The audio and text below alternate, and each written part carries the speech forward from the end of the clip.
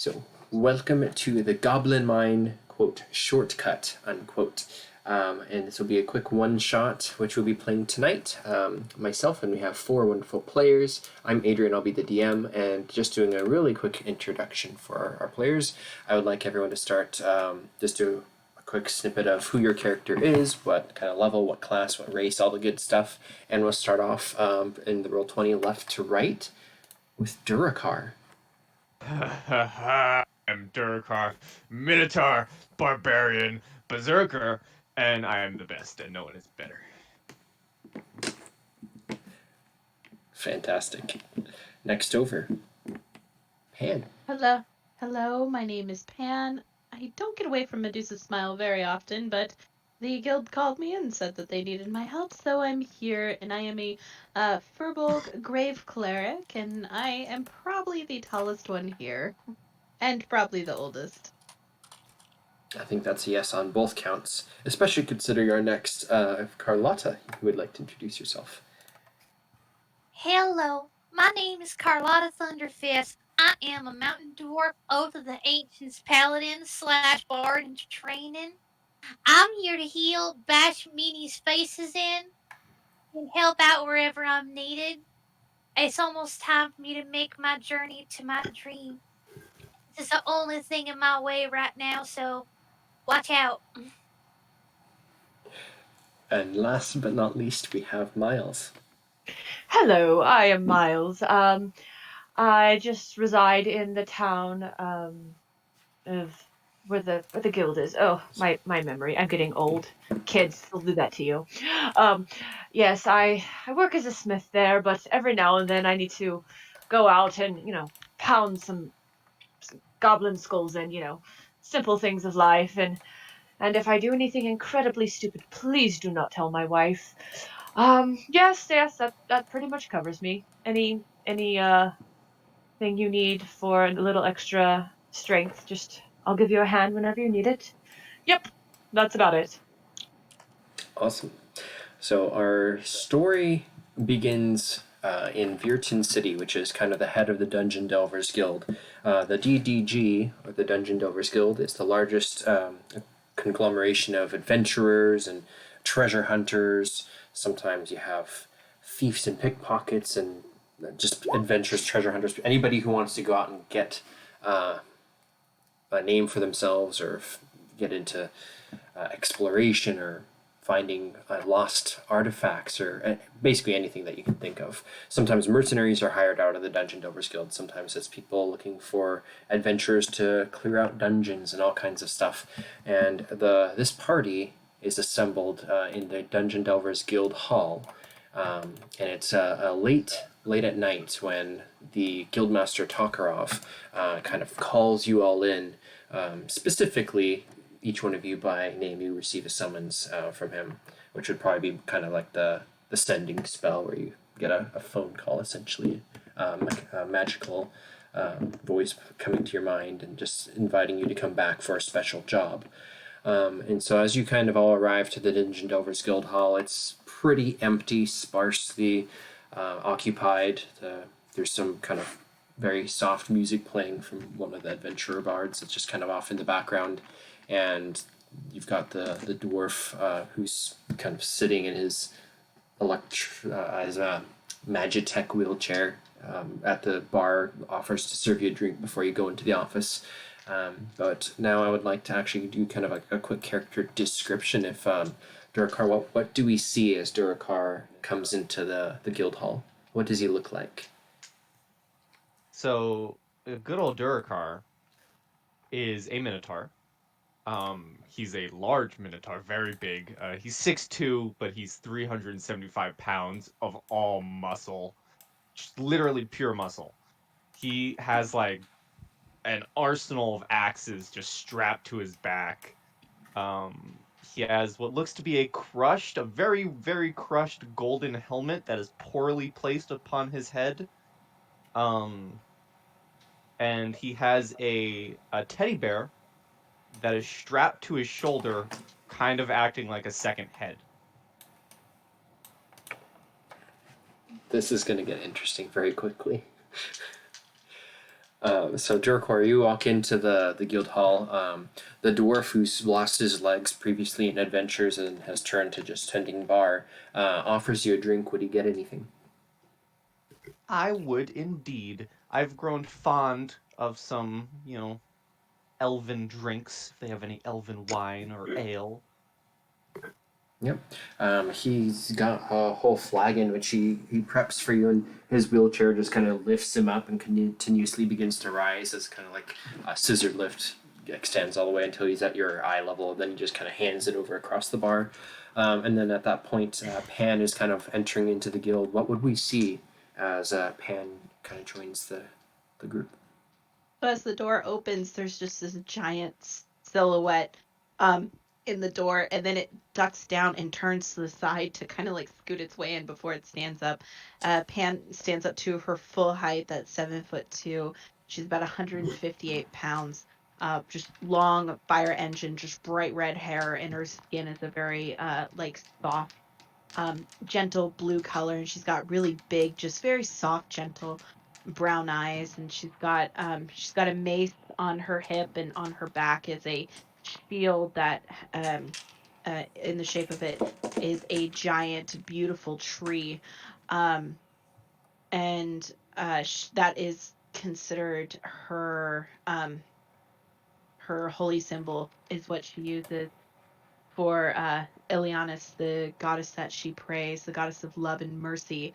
And she has Pan has a very gentle kind of demeanor about her, as she is a hermit. They don't traditionally call her to the guild for anything that doesn't really require her specialties. So the fact that she got the note saying to come visit, she did stop everything she was doing and proceeded to wake her way over from Medusa's smile. Okay.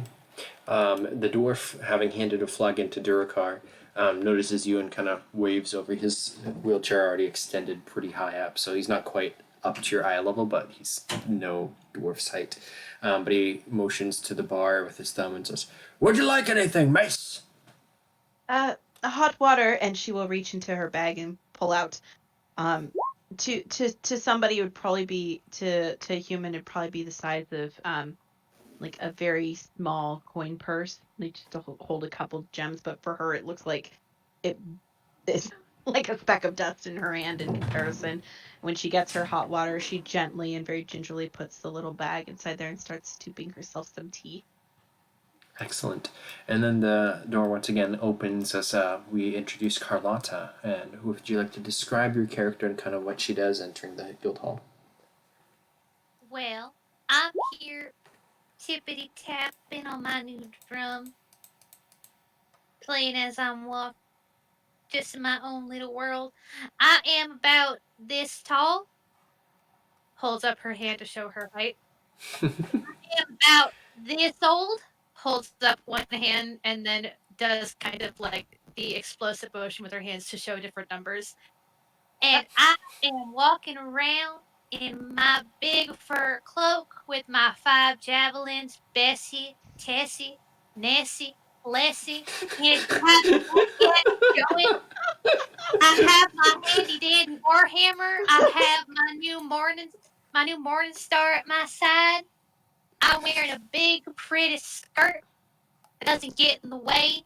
And I haven't shaved today, so I got a little bit of a stubble right here. But it doesn't bother me too much. I used to have a beard, but I figured it detracted from my feminine charm.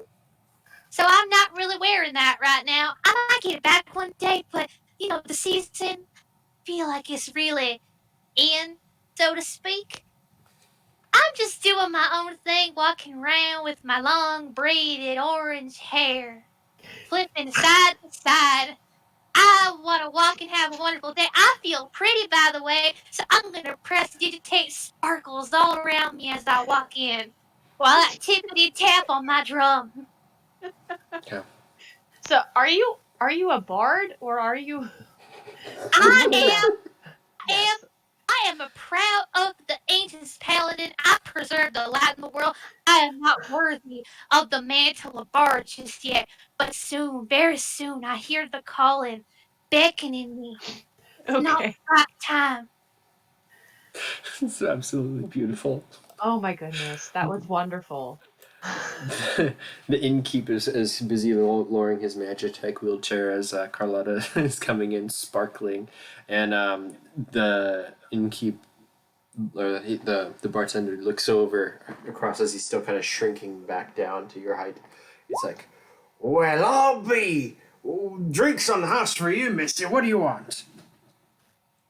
Carlotta will look and start to play the drum. I would like whatever the wonderful barkeep recommends. The barkeep begins to pull out some of the finest dwarven ale that he's got on tap, gives you a big frothing tankard, and winks at you.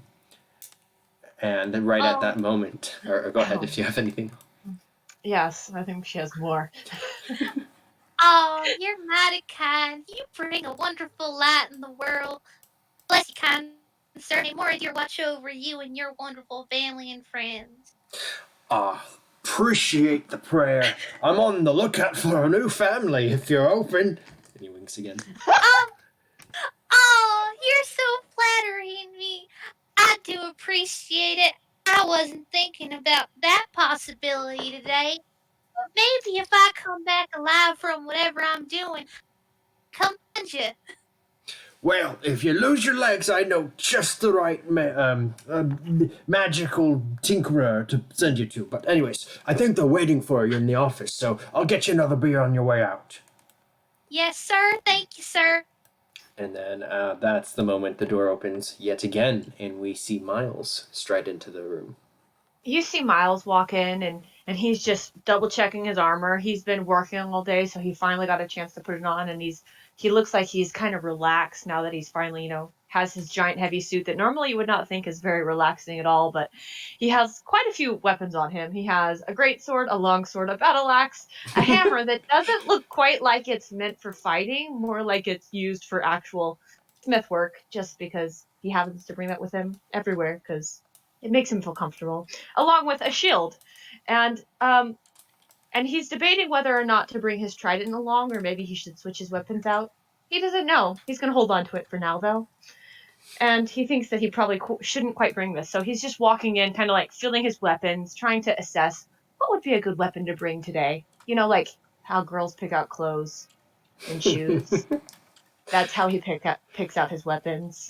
But he sees the barkeep, and he's like, "Oh, we can figure out the weapons later." And he says, "Excuse me, barkeep, would you hand me a mead?"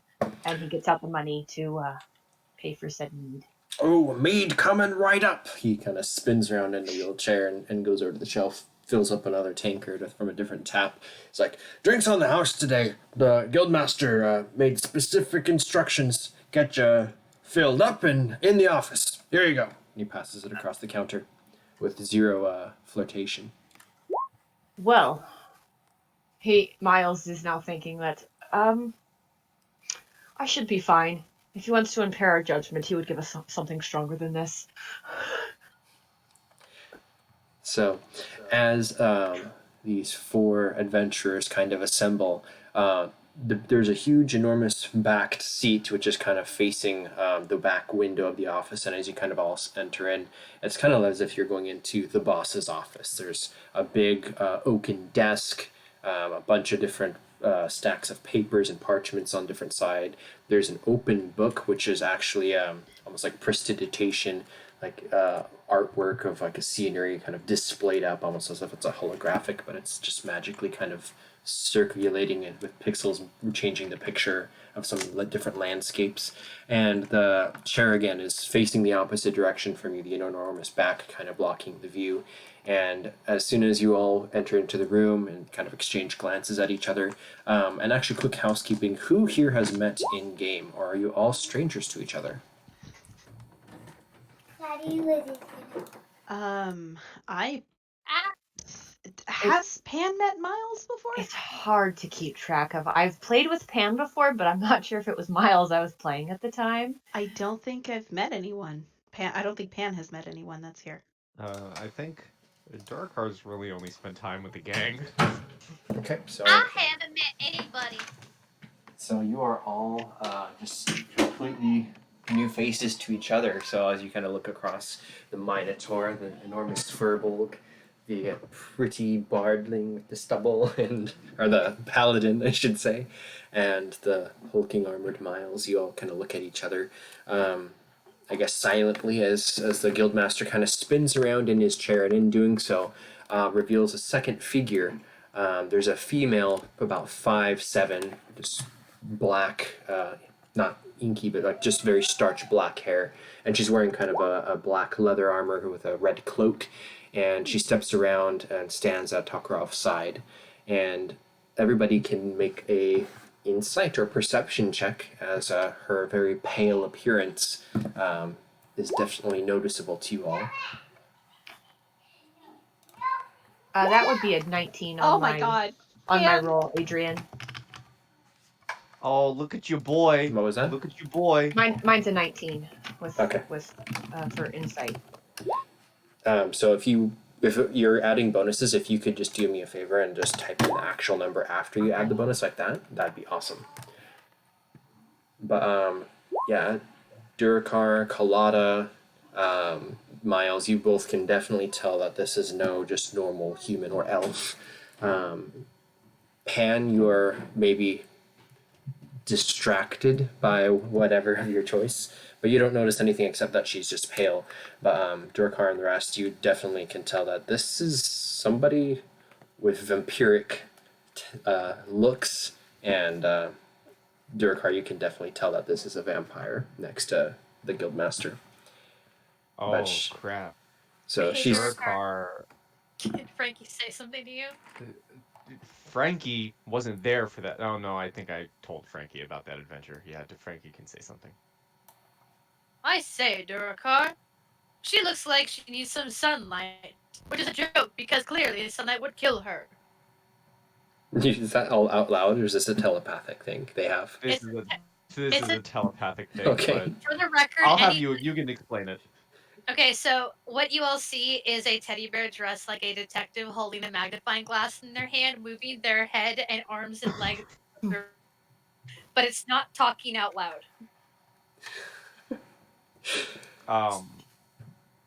Durakar, seeing that it's clearly vampiric, wouldn't respond to Frankie and immediately turn his hands into fists and immediately start staring daggers. He's fought a vampire before. He's killed a vampire before.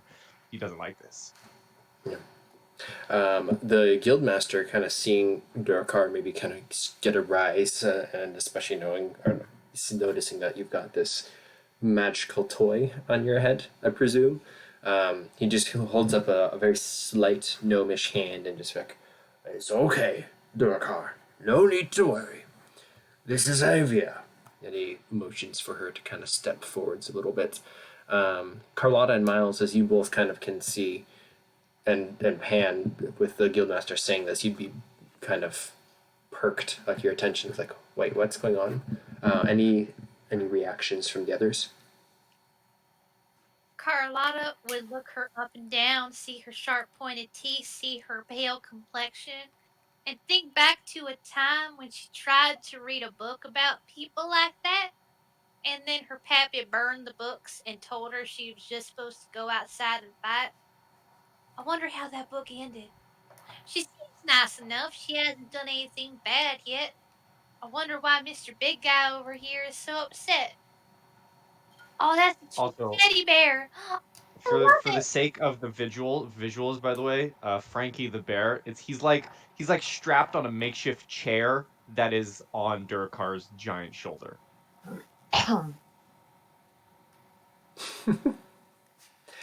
So the vampire kind of speaks, kind of breaking the tension. She says, "Well met, adventurers." And as she speaks, you can definitely see she's got these long, pointed teeth, making the sides of her mouth kind of protrude a little bit. I am a quest giver for you today, so no need to fear. I will not be drinking any of your blood. And she looks over from Miles to Pan and just kind of from one to another. Well, that's much appreciated. Pan, Oh, well, Pan that's is mighty kind of you. Go ahead, Pan.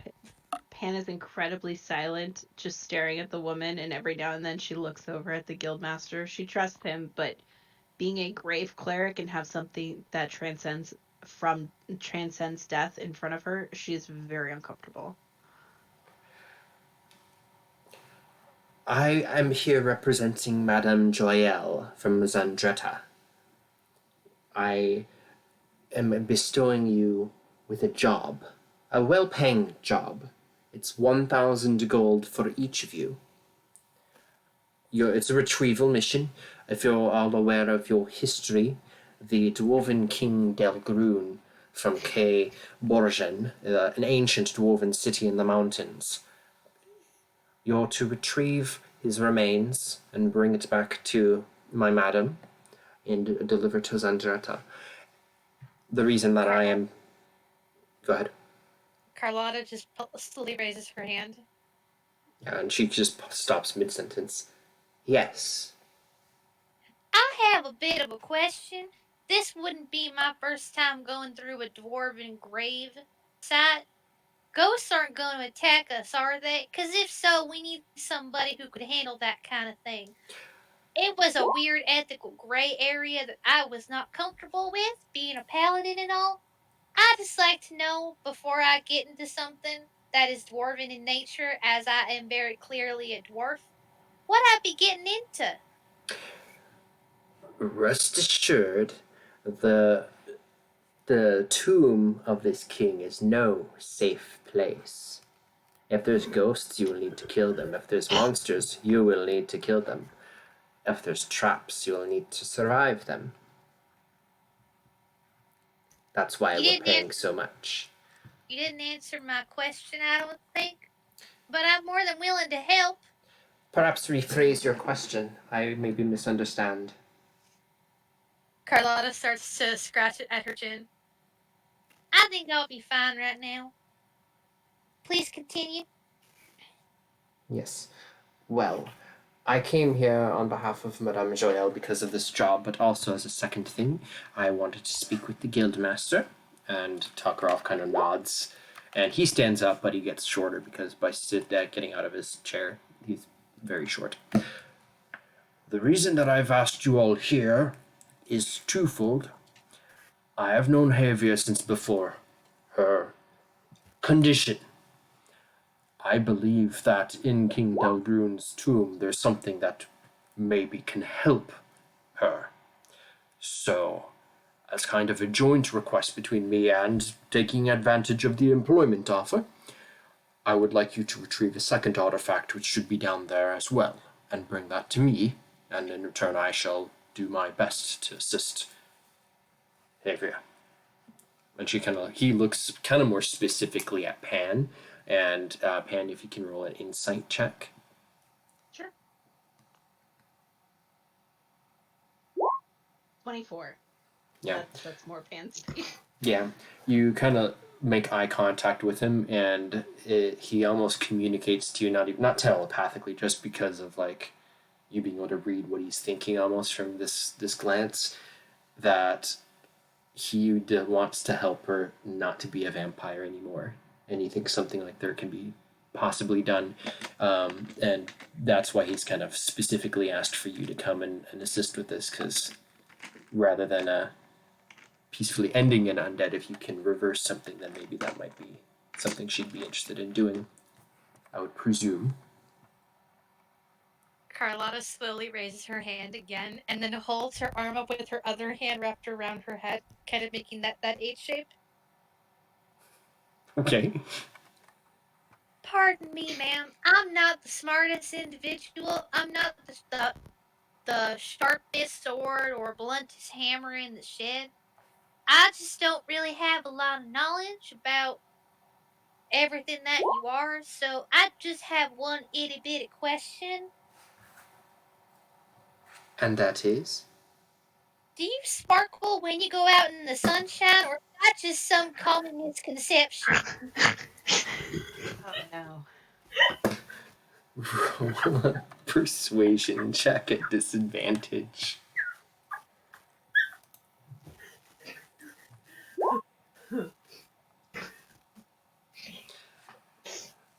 Through controlled emotion, she just says, "No, I do not sparkle." Can I roll insight to see if I offended her? You may. Can I roll as well? You may. Okay. I don't know if I offended you, miss, but I'm not a very educated individual. As someone who spent most of my time being a gladiator, I wasn't allowed to read very much. No offense taken. Pan, she was extremely offended. Guildmaster, Yes. you say that there is an item you wish for us to retrieve. Do you know what said item is? I do not know its shape or form that it is, but it would be buried with the dwarf. It might be a tome or a tablet. It should be something with inscriptions on it in Dwarvish. I see. I can speak Dwarvish. Well, I'm sure other people can too, but I can speak Dwarvish too. And she pulls up both her hands and then slowly puts it down when she realizes probably shouldn't raise her hand for everything she has to say. One of the reasons you were all selected for this job. Now, without too much ado, we can send you on your way. You'll have to go into the city, the ancient lost city of Borgen, to find the king's tomb. Once you find the crypts, you can investigate and find out what you can. Are there any questions?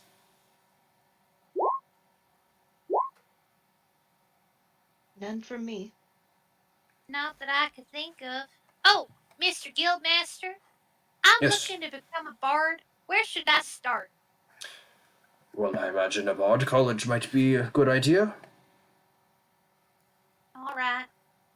Now all I have to do is go find. Oh, I think I might know one, but I don't speak Elvish, so shoot. Well, there are many places to study.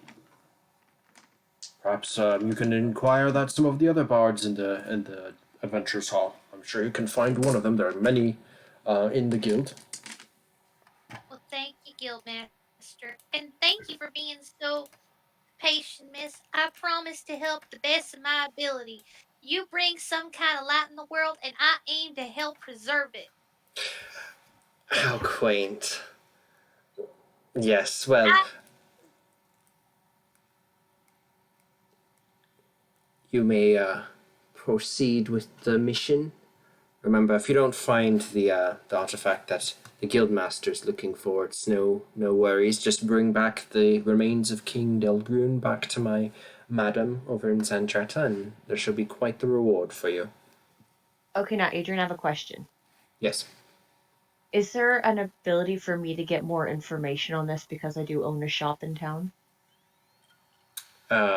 What information are you looking for?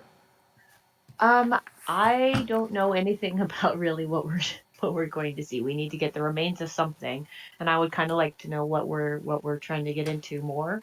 So, is there any other threats in the area? What do people know about ancient artifacts that were potentially lost that we might be looking for? That kind of stuff. Sure. You can roll a history check, and if you're wanting to kind of consult, kind of through like taverns and stuff like that. Well, no, You could, my because I have a shop, I can get information with a bonus of whatever level shop I have. that's through like having your establishment try to find stuff for you, essentially. I've got that here, so let me check. Haha. I think that's if you're going to use your establishment to try to find stuff out for you, it's kind of like during off time. So if you wanted to wait before you go over there, you'd be able to kind of take the week to try to gather information that way. Is it time sensitive right now? The guildmaster's about to teleport you over there. Oh, So Never mind. If you wanted to do like a history check, for just kind of what he knows, Sure. or ask. Let's do history with my -1. Okay, so you're familiar with somewhat of the region, so I'll show you here on the map. You'll be going up into these mountains here. So what normally would have been probably close to a week journey from Virton up to the mountains, you're just going to be put up near the foothills of the mountains and go from there.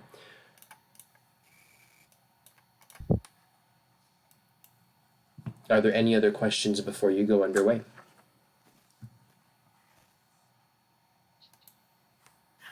I think I shouldn't bring all this armor. I start taking off some of the swords, just my great sword, and I hand it to the guildmaster. Hold on to this for me, or you could send it back to my shop. I probably don't need this one. I will have a messenger deliver it back to your shop straight away in the morning. It just doesn't feel right for this mission.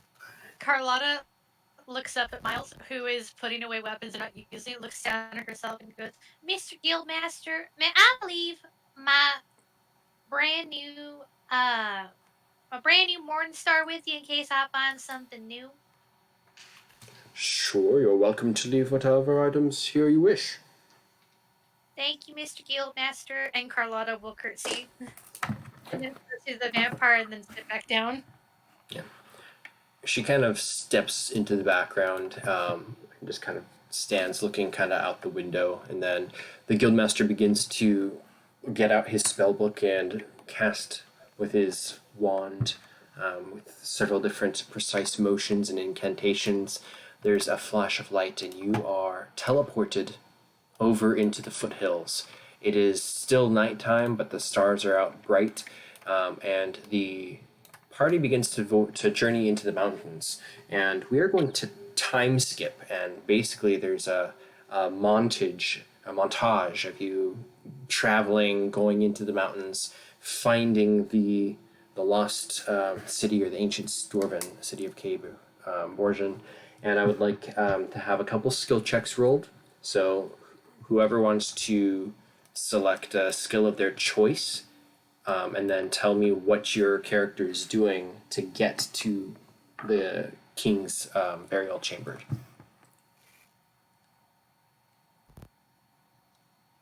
Well, because I have stone cunning as a dwarf, I would like to try to make a history check with advantage.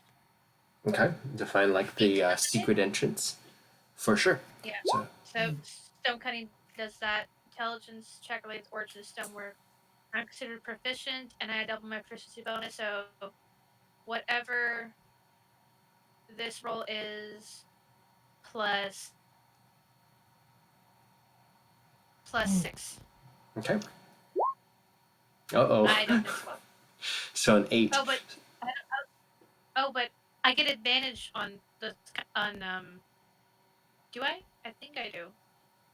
On things related to it's just a bonus. Carlotta's not smart. It's okay.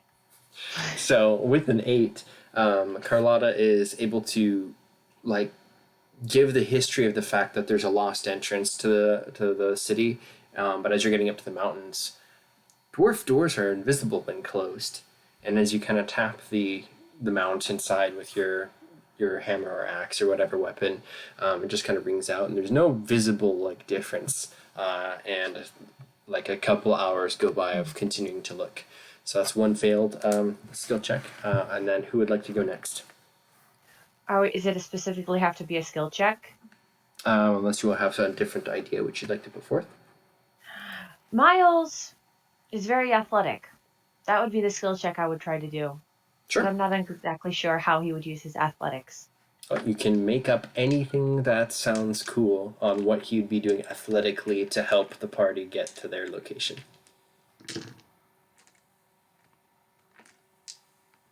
He's walking. It's nothing out of the usual, and he has a lot of weapons. And if anyone needs something to hold something for a little bit, he's cool with that. Is he like letting Carlotta, Pan, and Duracar like get piggyback rides? Or maybe Sure. Or maybe clearing a path or climbing up once they eventually do find the secret passageway, like lifting Yeah. stuff. Okay. Yeah. Let's go with that. So are we looking for a secret passage? Yeah, or a main passage. You just need to get into the mountains or somehow. Yeah. He goes ahead. He can go ahead and do some jogging like in and out of like some trees and back and forth, just to make sure that there's not a path that way that we're missing, and So while kind of the main group is staying on the group. so doing a lot of He's kind of running around, scouting and like checking paths and stuff. Sure. So you can roll athletics. yeah. Okay. So that will be a pass. So that's one success. What about Durkar or Pan? What's a skill that you would like to use?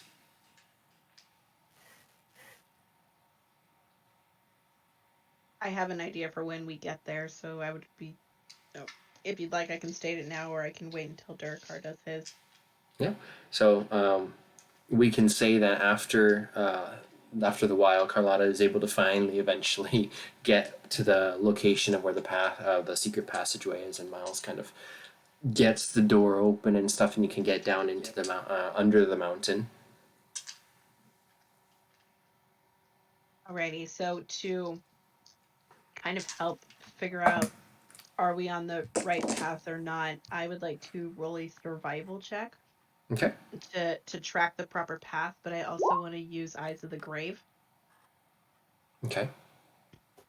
And this basically helps me know if there's any undead in the location, because I figured if I could sense something within 60 feet, we may be getting close. Okay. So yeah, go ahead and roll with the advantage from that. 17. Okay, so that is another success. So you, as you begin to navigate through, you're able to find these old dwarven trails carved into the tunnels, and then you also do sense presence of undead. You have a choice of either engaging them or skirting around them. You know exactly where they are because of Eyes of the Grave, so it's up to you if you wanted to engage or move around.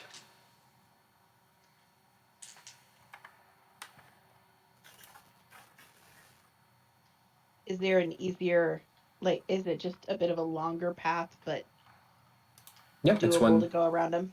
Yep, it's completely up to you if you wanted to do that. It's not going to change anything in game, pretty much, if you skip them. But yeah, I lead the path around them. Okay. I make no mention. I just turn, instead of going left, I go right. Okay. Yeah, and you just go through a different kind of pulley system elevator going down, and then you kind of circle around and go back up the next elevator to the next level. How about Durakar? What skill would you like to use? I don't got a goddamn clue. Okay. Can Frankie start to talk to you about things you could do? Okay, Frankie can try, but if Frankie can convince real life me of what I can do, then sure. Durakar, it feels like all of your friends are trying to, well, potential friends, are do you have some friends?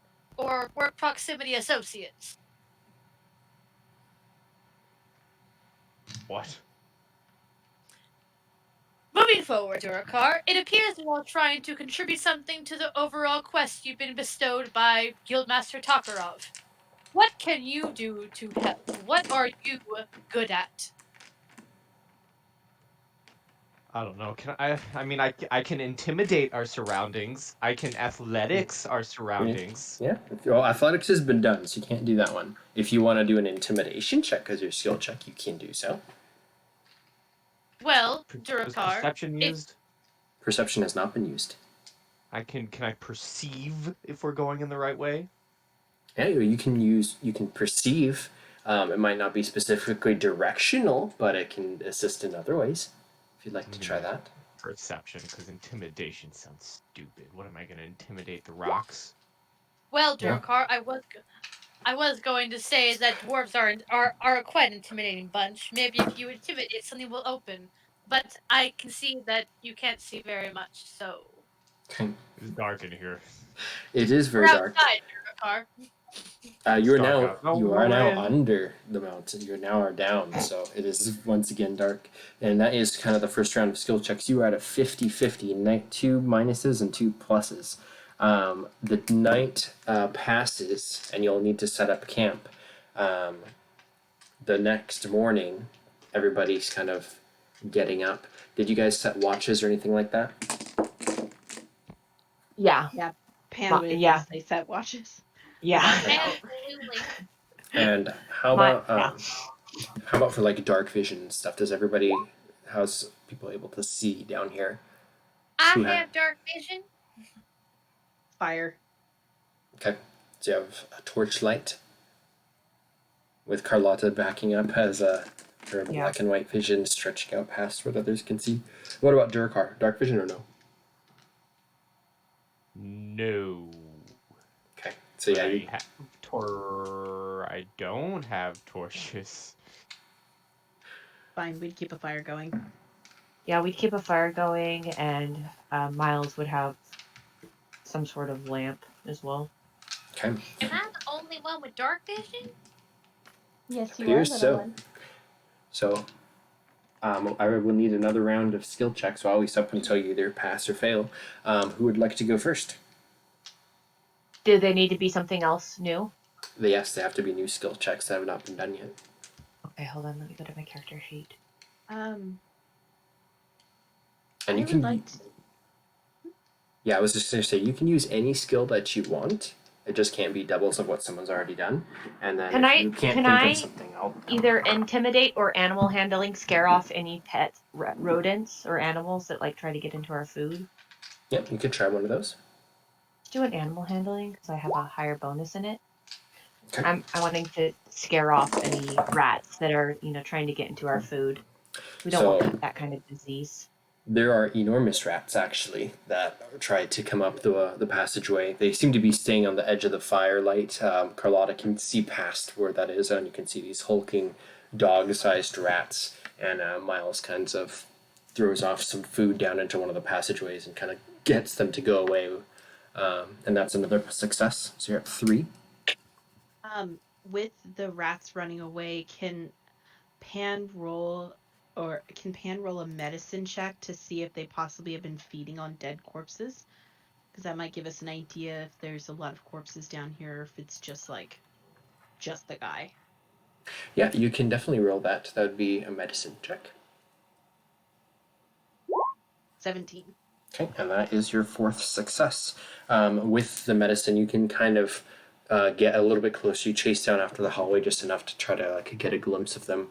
And these look like they feed on pretty much anything from fungus to bodies. You can see that there are definitely stuff like they'll eat people and things down here. There are maybe not so much undead, maybe undead. Yeah, I guess because there is an undead presence down here, they would eat those too, but only if they're not like killed by the undead first. I see. So yes. Durkar, would you like to make the final check to get into the chamber? Because you are now up to the point of where the king's palace is, and you see broken corridors and old doorways hanging on loose hinges, and all that is left is to go into the tomb. Carlotta, with her dark vision, if I may, I'd like to look Mhm. over toward Minotaur. Hey, Mr. Minotaur, I didn't catch your name. It's Durkar. Well, hello, Durakar. My name's Carlotta Thunderfist. I can see up ahead there's some big rocks in the way. Am I safe to assume that you could help me move them? Yeah. Or do you have any athletics that you could use? Or just brute strength? Brute strength usually works. I'm asking if you're proficient in athletics. I don't know the sheet. We can't. I We am, can't use but I don't think athletics. we can It's use not it. Yeah. Now, athletics has been used, so the final one to get into the dungeon, it would have to be a new skill. You can choose any skill on your character sheet that has not already been done, and if you can't think of how to use it, then we'll come up with it together. Carlotta will look at Durakar and go, oh, Actually, I have an idea. Will you help me out with something? See, I'm a dwarf, and this place is dwarven. I got this new magical drum. Could you help me put on a performance to see if we can find a way? Okay, before that goes down, I have one question. Any skill, does that mean I can do straight strength? Strength would be a ability check. For a skill, it would have to be one of the ones on the skill list. You can use so athletics is a strength check. Actually, that's the only strength check that there is. If you wanted to use an attack action, I would maybe allow that instead of a skill check. But you'd have to tell me kind of how you're going to use like your weapons to assist. And again, you have kind of the creative ability to kind of make something up for how you're doing it too. If you need there to be something like here, like the rats, that was cool and stuff like that. You can create stuff like that if you need to. Oh, I don't like doors. Doors are stupid. I'm gonna hit the door. Okay, go for it. And I have 2 attacks, so I'm gonna hit twice with my special great axe. Okay. Crap. So the cave, the doors just completely dislodge from the hinges, clatter down loudly to the stone floor, and inside you can see everything is etched in almost like a glass, like sandblasted stone. Then as you go through, there's almost like this opening, like palace hall chamber, and then the steps just kind of drop down before you begin to descend down into the king's tomb. So basically, like mid conversation with Carlotta, Durakar just walks up to the door, takes out his great axe, and just whack, whack. You can see Or- Pan's hand was glowing, like she was gonna touch Carlotta to give Carlotta guidance for whatever she was gonna do, and then her hand kind of like stops glowing and she slowly lowers it to her side. She's like, "That works." Carlotta looks at Durakar and goes, "Yeah, I mean, yeah, it worked. I could have done it too. Oh, by the way, you don't need. I mean, if it goes within 10 feet of me, dim light. So if you need to see something by me, Okay. The light flickers from your torches as you enter into this tomb. The floors are covered with gold coins all over the place, and there's this sarcophagi just made out of or encased in completely solid gold. Everything is actually still dark, but your torchlights kind of illuminate the room briefly, and you can just see that there's all of this gold. And everybody, I'm gonna have initiative just so that you have kind of control over kind of everybody doing something. So if you can all roll your initiative now. Have advantage on my initiative. My character is not the right name. Bugs me. For your roll 20, if you go to the cog Yeah. setting, you can change your display name. Oh, there we go. I didn't Yeah. press the save name. Then maybe? Yeah. Perfect. Thank you. Okay. No problem. So Durakar is the kind of stepping in first with his big torch, kind of illuminating it. What do you do? This is a lot of gold. I want gold. I pick up gold. Okay. Where do you go?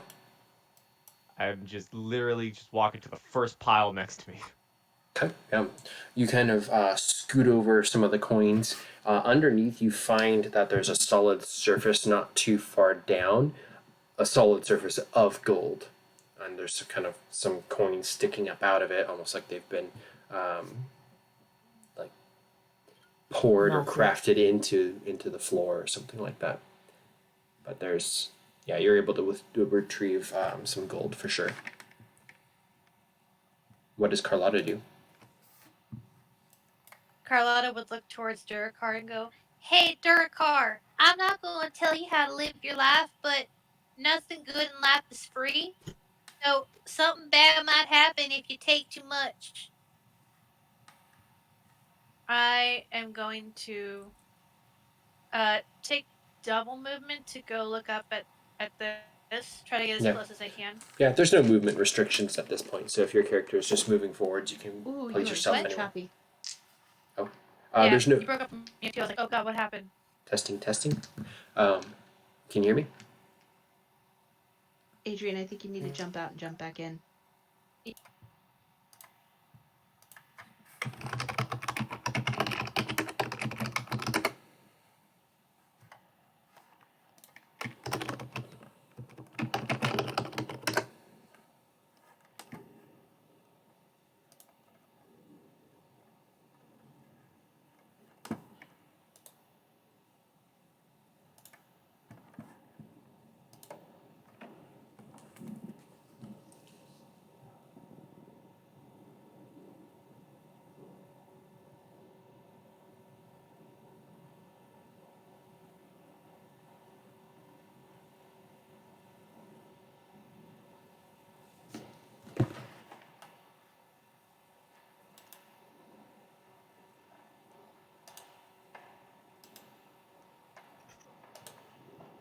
Hello? Yes. Yes, I'm back. Hello? Yes, I'm back. I think. Oh, Oh, Yep, we can hear you, Becca, but we can't hear Adrian.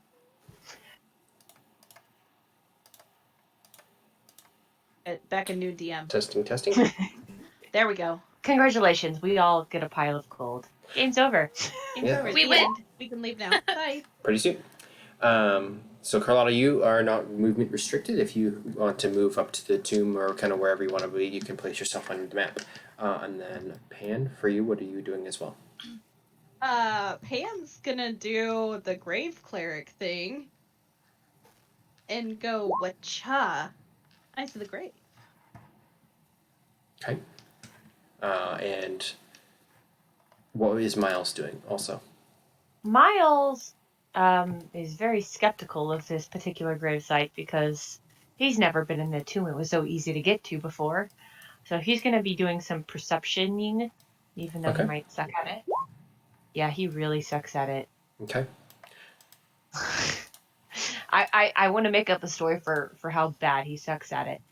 He sees a rat hair on the ground, and he's not sure if it's like a worm or if there's like some infection there. What the heck is that on my shoe? Ew. Okay.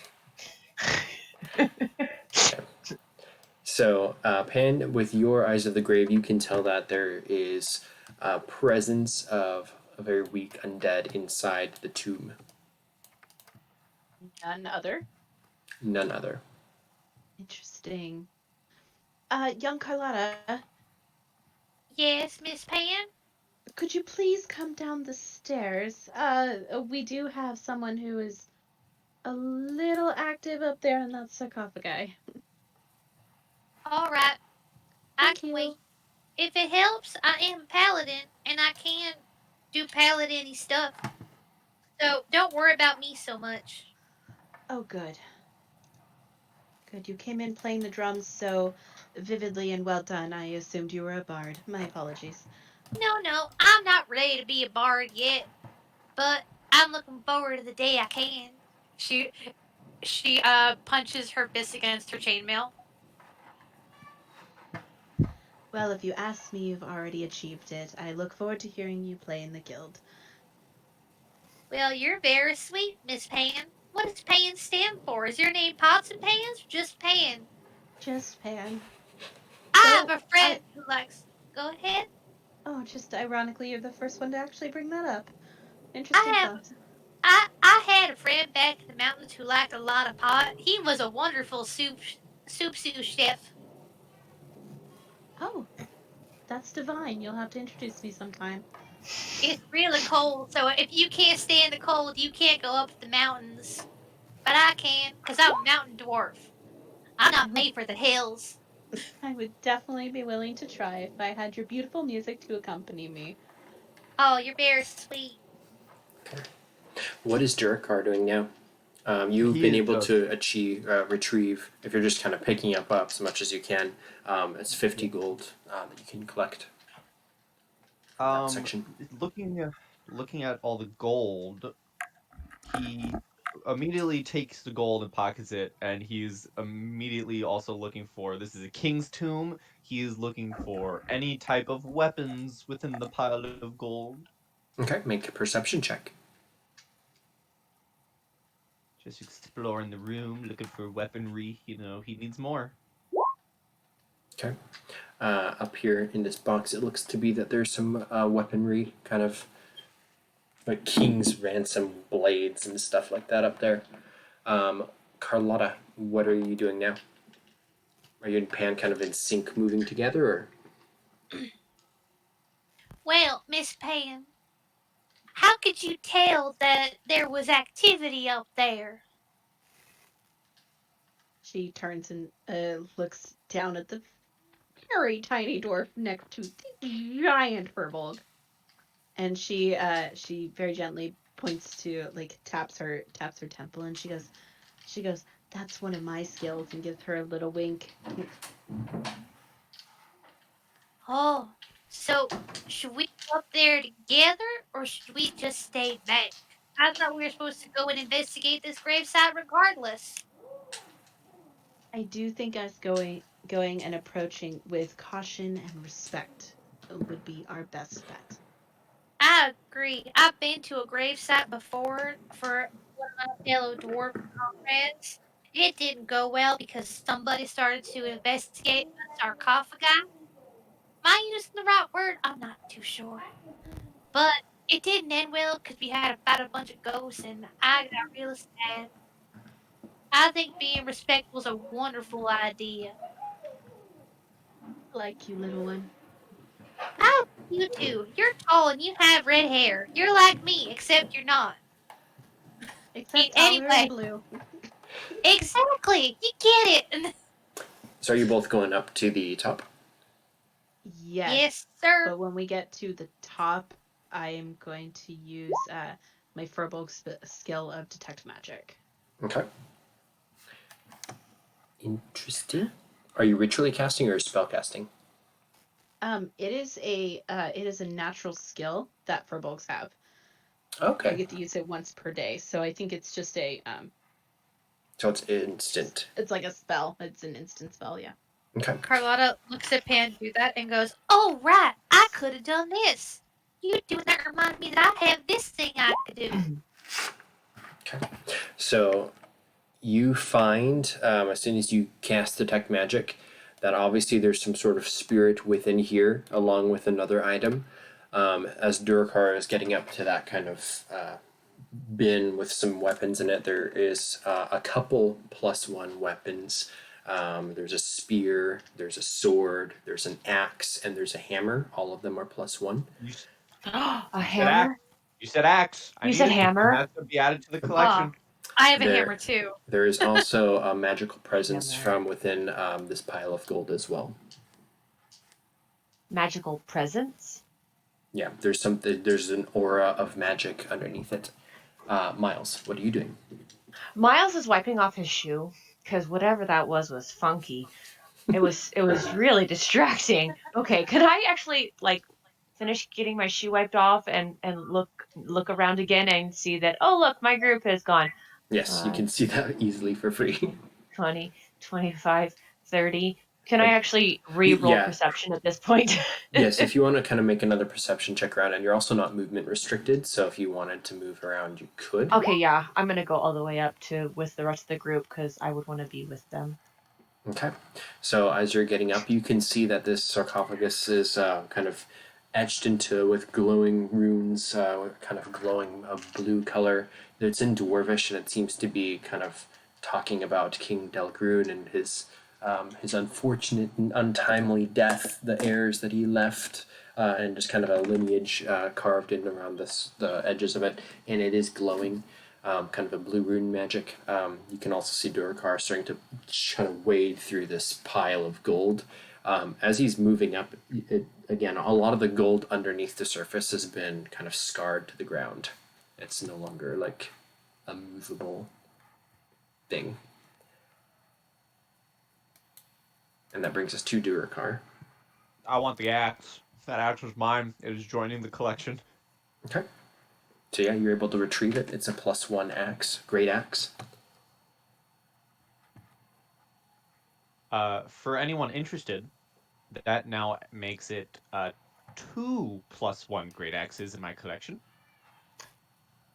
Yep, this one's very much looking like a Gimli type axe from Lord of the Rings. It's very, very much dwarvish, very finely made. It's kind of emblazoned with gold filigree. Hell yes. Okay, it was Carlotta and Pan, I guess, up at the top. Could Carlotta, with all the noise Durakar's probably making, call out to Durakar? Durakar, you be quiet and respectful. This is a place of rest. If you find anything cool, let me know. Yes, if you find a hammer, I have a collection. Wouldn't mind adding it. There is a lot of weapons here. Carlotta looks up at Miles. I like hammers too. This one's mine. It's a +1 war hammer that glows for 10 feet. That's pretty cool.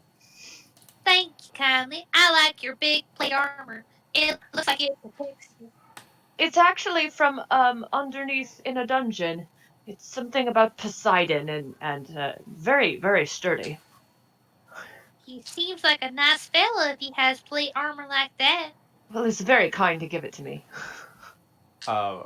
If you would have allowed it, I would have taken the axe myself, and then as they're asking if I found anything, I would grab the other weapons, and with like a big smile on my face, just holding every single one of them, I would grab them in my arms and show them.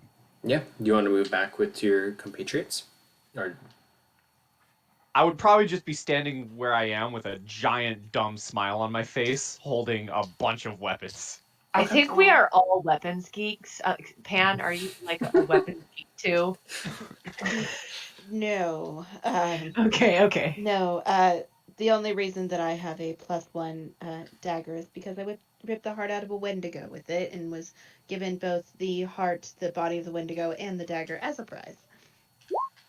Okay, then the rest of us are weapons geeks. Frankie is going to pat the side of Durakar's head. I say, Durakar, you look like a child in a candy ring shop. But make sure you go share with your new friends. Durakar would respond with, "Oh, the last time I was this happy, I was in the arenas." so, Poor Groggy. so Pan, it's your turn. What do you do? First, I would like to know if my detect magic picks up the sarcophagi being magical at all. Yeah, that whole thing is magical. The sarcophagus, what's inside it's yeah. I am going to look down at Carlotta, who I would only guess speaks her own native tongue, and point to the carvings on the outside of the sarcophagi and say, "Please don't get any closer, but can you read what it says on the sarcophagus? And if you can, let me know, because I do have a little idea." Oh, it's just some history and lineage. Carlotta will squint and look at the sarcophagi from here and below what it says. Yep, it is in fact a lineage. It's kind of saying, think of like Genesis from the Bible. It's like this person begat this person begat this person begat this. It's like all of his his kids and like all their marriages. Boring book Carlotta, you've ever read. This is probably not the most perfect skill for you, but we'll go ahead and roll either an insight or a history check. Can I have advantage because it's dwarvish? If you roll history, yes. Got it. My -1. Oh! Okay. Nice! Okay. So as you're you scope out the whole thing, you begin to kind of keeping kind of a step back because of what Pan said, but you circle the entire tomb, kind of looking around it, reading, again, taking some time to do it. And as you kind of get to one section, there's a name on here it's not even dwarvish, but it's like somebody's name that's been kind of carved in on here. You can tell that this is not part of the lineage. And as you kind of continue through around, that's the only thing that's kind of weird about it, is that one name, which just kind of almost seems like dwarvish runes just kind of babbled together. It doesn't even say anything. Was it like graffiti? No, it's the person who carved into it has perfectly carved runes and everything, but it's like somebody just smashing a keyboard for like 10 letters or something.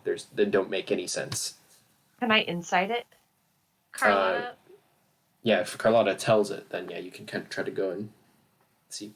Carlotta will stand there scratching her chin, squinting her eyes, and looking around the room. Well, I definitely see some familiar names that I think I might be related to. But what in the world is that jibber jabber right there? Like someone vomited a bunch of letters on it. Okay, so that was What technically. with someone else here spoke dwarvish? So that's Carlotta's turn. So it would go to Pan next. What is Pan gonna do at this point?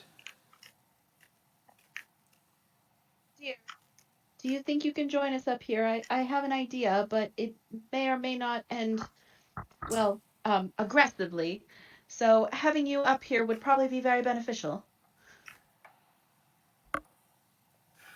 So are you just Say gonna? that to me. And I want to hold Dispel Magic. Okay, on the sarcophagus. Yeah, until Durakar is up with the group. Okay, so you're holding turn. Before Miles goes, there's a very audible tinkling of coins. And this pile down here, just kind of coins begin to cascade down from the top, and just kind of Wait. I did not see what pile you pointed to. this pile here. The coins just begin to like shift and kind of spill out over each other, and there's kind of a mini Here? avalanche of coins, and then it just kind of settles as this kind of pile of moving treasure just kind of stabilizes itself after falling down. Here? Yes. Okay. Because Miles is staying perceptive, can I just say he's heard that without having to roll for it? Yeah, everybody heard it. Looking over, the torchlight's probably dim at that kind of end of the room, but you can see that there's a pile of treasure that's kind of like a wave just rolled the treasure down the hill. I'm going to make sure I have my shield out. I had a question. Is the vicious trident, is that a one-handed weapon or is that two-handed? Trident is either or. Okay. I'll just stick with my battle axe right now.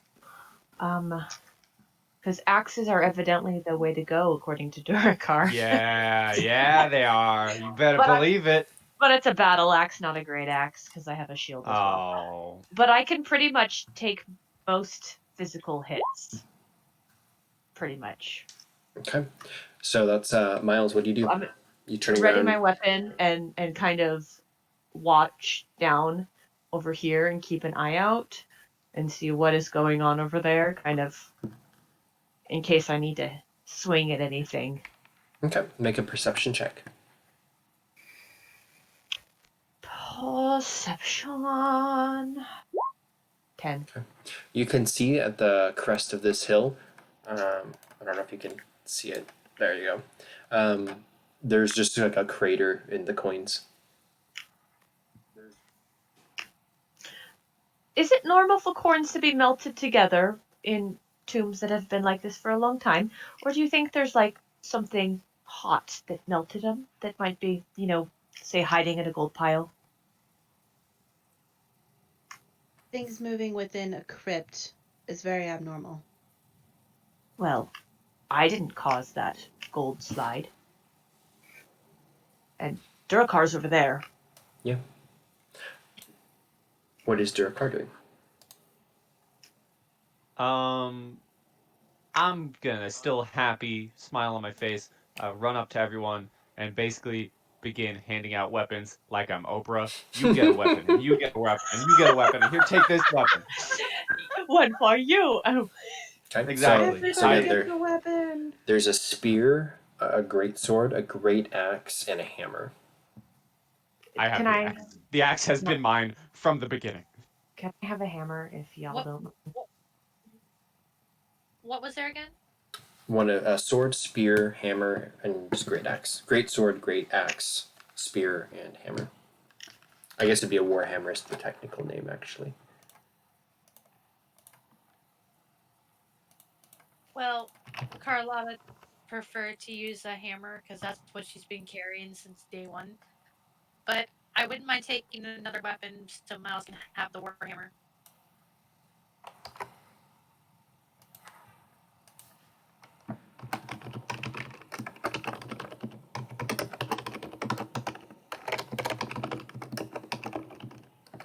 Because if it is like a +1 warhammer, then I don't need another one.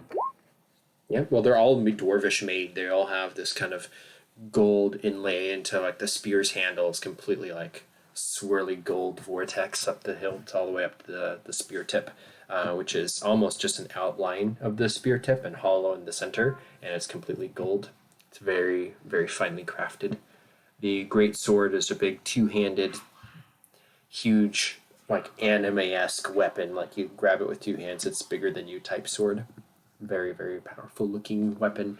And then the great axe looks, yeah, like Gimli's axe, except very royal. Carlotta. I Oh, go ahead. Durkar would probably run up to you and be like, "What do you know about all this fancy schmancy stuff?" Miles. Oh, Carlotta. can I roll My an bad. appraise on Uh, this? I would go to the dwarf. I apologize. Okay, not the smith. Got it. Carlotta Yeah. would look at Carlotta would see Miles' face light up at the weapons and go, "Well, Mr. Durkar, I could tell you that they're made by dwarves, but I'm not a smith or anything. I could try to roll and make sense of it if you want." Okay. Quick 'Cause- question also. As Durkar is coming up and kind of starting to hand these out and looking at them, Pan, I'll leave it to you if your spell goes off because you held the action. He's now there with your group. Yeah, it would go off. She was probably just waiting to feel him, like his presence, get up the stairs, and then she would have it go off. Yep. Almost like a string of candles getting blown out, the glowing runes just all extinguish, and then the top of the stone sarcophagus pops upward with a hiss, and then just kind of slides off to the side and clatters down with a very loud bang. Carlotta would turn around, look over at the stone clatter with a loud bang, and go, "Oh my, that was such great masonry. What a shame that it's clattered all over gold pieces." Looking at it, you'd see a blue, ghostly figure of a dwarf kind of rise up out of the tomb. Carlotta looks over. "Oh, this is just like last time." Holding her hammer and shield, will look over at Durkar and go, "Hold those weapons for later. I have my eye on one of them. We have a situation." Okay, well, I'm gonna just take all the weapons and put them on my back. What was his name? King Delgroon. As the spirit rises up, Pan will shout out, "Oh, is this the great King Delgroon?" He just hovers there for a moment, crossing his arms, looking regal. He does not wear a crown, but you can tell it's the king. Carlotta will call out to King Delgroon in Dwarvish. He holds up his hand in a greeting.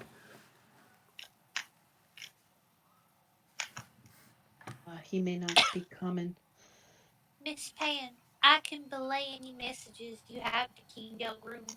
I found that dwarven ghosts typically speak in dwarven tongue." Phenomenal. I also understand Dwarvish. Phenomenal. If you could please inform him that somebody has requested his presence and we are his escort. We are here to retrieve him. Carlotta will put his shield away and curtsy, warhammer in one hand and skirt in the other, and just kind of cliche bow. Pan will follow No, suit. Rocky bow, kind of like a ballerina, but like a very bulky dwarf. Okay. You're doing a ballerina. Yeah. So, as you both are conversating, kind of common translated to Dwarvish and kind of trying to communicate with this dwarf. Durakar, Miles, Pan, and Carlotta, I need you all to make a dexterity saving throw. Actually, 1 second. Yes, it is dexterity saving throw, please. 1 second. Oh boy. Cue on Great. music. You ominous music. Oh, that's nice. I You love called to it. see that. You love to I see called that. it. Ah, If Ha. you check out the current game thread, I called it. what the heck, Pan? How'd you get a 19? Can I say I have advantage on that because I'm facing that direction, Adrian?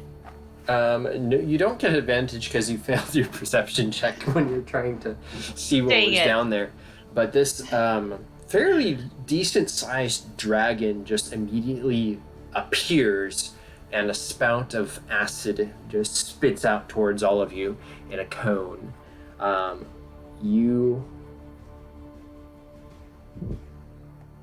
actually, it's a line, not a cone. My mistake. So actually, Pan is not affected by this, and it would be Durakar and Carlotta. Not So, me. No, because you're. Okay. That's a cone, or that's a line. I was thinking it was a cone. So Oh boy. that's 17 points of damage, and Durakar, you did save, so you take half, which is going to be 8 damage.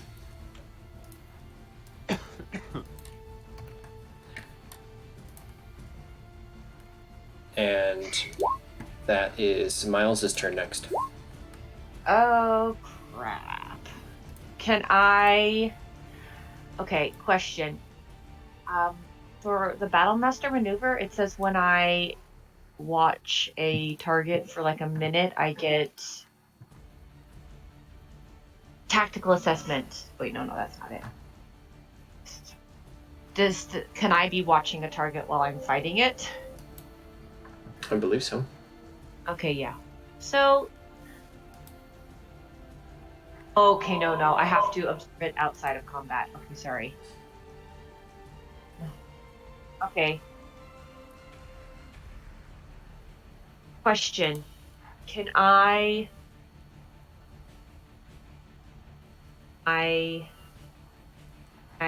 go up and attack it, please? You may. With my battle axe. Yep, we're gonna do that. That's what we're gonna do. This one. Okay, Is it that 28 definitely hit? hits. Yes. And then you have a Yeah, shield on, right? Yes, I do have a shield on, so it's just the one-handed one. And I do have it on one-handed, I'm attacking with the D8, not the D10. Okay, cool. Yeah, so you come in and you hit it. That's one attack. You will get 2 because of your level.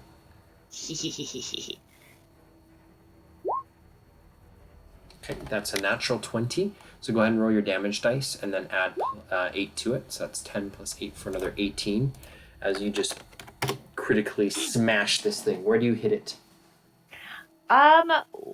Okay, I'm not sure how tall it is compared to me, but I would probably aim probably for about its... twice your height.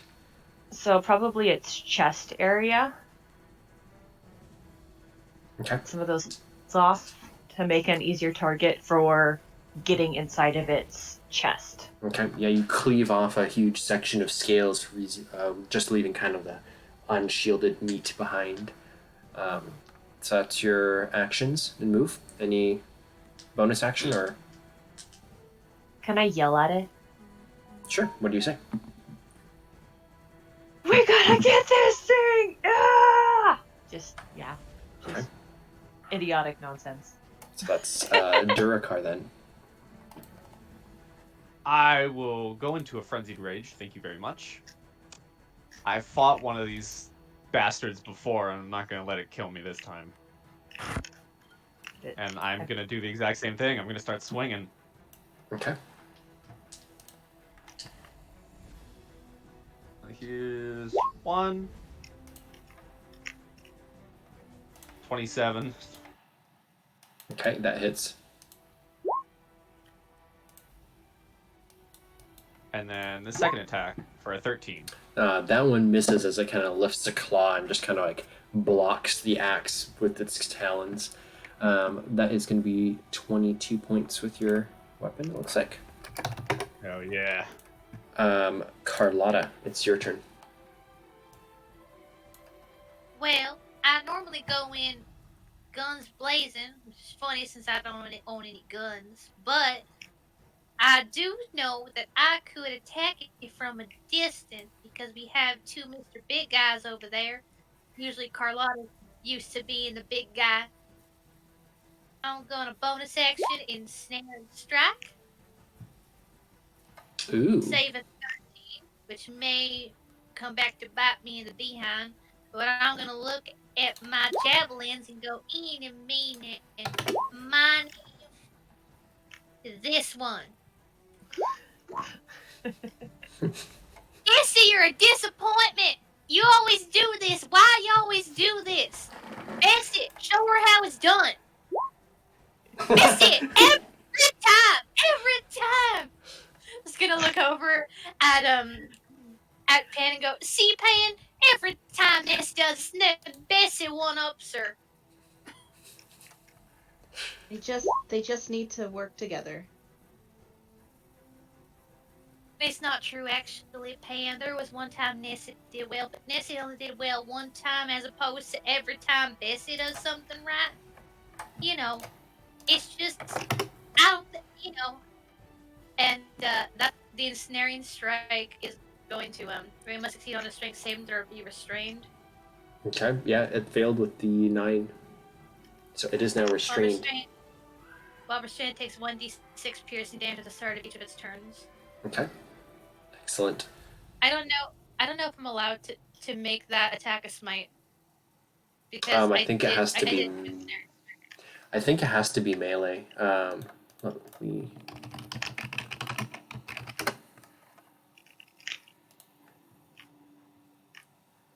It has to be with a melee weapon attack.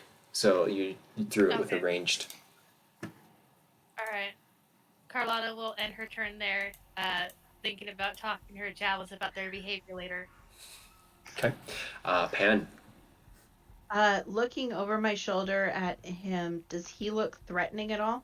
No, he's floating there with his arms crossed, just kind of watching everybody.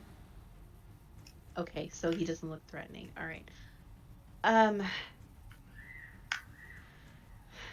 Just ignore the screaming children in the background. Can I roll a history or nature to try to figure out where this dragon might be from? Sure. Which would you like? You would be your choice, depending on what you rolls. You get different things. 19 for history. Nature. My apologies, nature. For nature, Yeah. You would be able to tell that definitely the dragon's hoard, all this gold, is what has summoned it here, or attracted it, rather. It's some form of a black dragon or an offshoot. It's kind of enshrouded with kind of a fizzling, shadowy, element to it. So it's not your typical black dragon that you may have done research on before. It also had been invisible prior, so... With a 19, would I know if it's from our plane of existence or not? With a 19, dragons tend to be from your plane of existence. All right.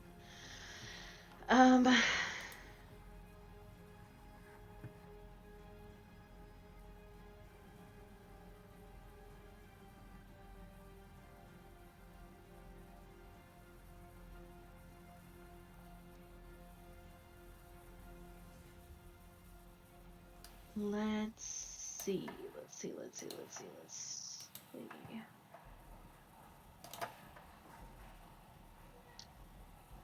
Excuse my delay.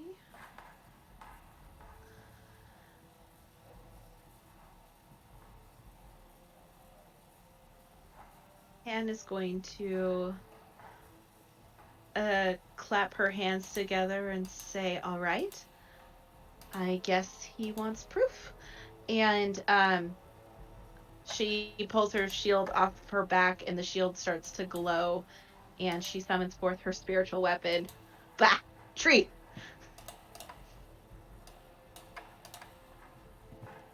Giant tree! Giant tree! Yay! And she is going to summon that with a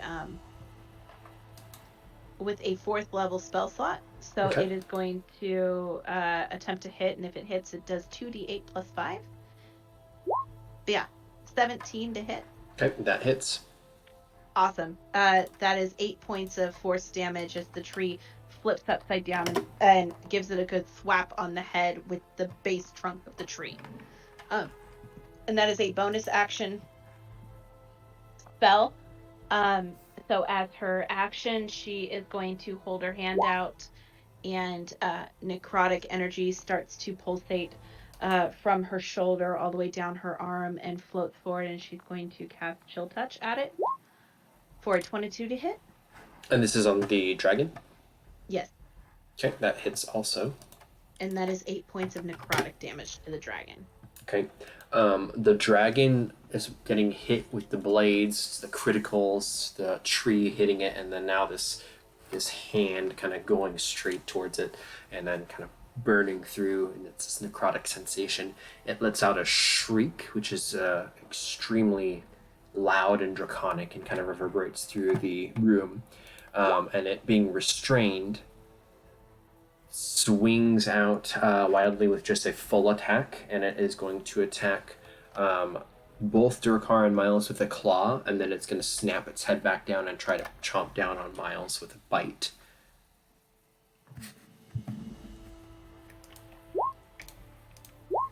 None of those are going to hit, I guarantee it. Wow. You know, really, really bad failure. Does the 15 hit Durkar? That was the bite on Miles, which I don't think hits him. Miles got it. Completely, trust Yeah. me. It will then bonus action turn its head towards Carlotta and Pan, and it is going to spit a globule of black inkiness towards your direction. Both of you, please roll a dexterity saving throw. Oh, I'm so great at these, you guys. Hey, Adrian, do I get a repose because it missed? Just Based off the text of what you're doing, yes, I believe so. I think it's just an attack, not a hit. When repose is, sorry. What is it? When a creature misses you with a melee attack, you use a reaction and expend one superiority dice to make a melee weapon attack against it. Yep, you may use that.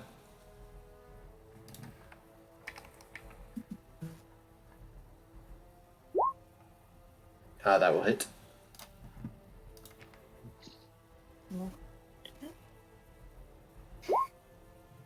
Okay, that's 7 more. So, Pan and Carlotta, this big ball of what looks to be some sort of ink or black substance spits out from its open jaws at you. Carlotta, you get hit with this and get knocked prone. Pan, you are able to dodge out of the way so you're not prone, but as it splatters all over the ground, your movement is halved if you're on this gooey tar that splatters all over everything. And then it is then Miles' turn. Woo! Weapon smash!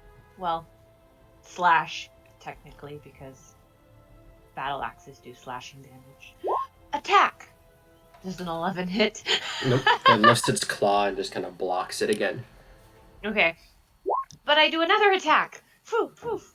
It And also I catches probably this miss. one. Yeah. The kind of sparks shimmer off of both the Oh, blade. sorry, that was and an accident. as you just kind of shear its scales a little bit, the sparks fly off. It's still up. Is that your turn? Yeah, sorry. Yeah, child came in. I need. Durkar. All right. Here come my 3 swings because I'm frenzied. Let's do this thing, Mr. Dragon. 16 for the first.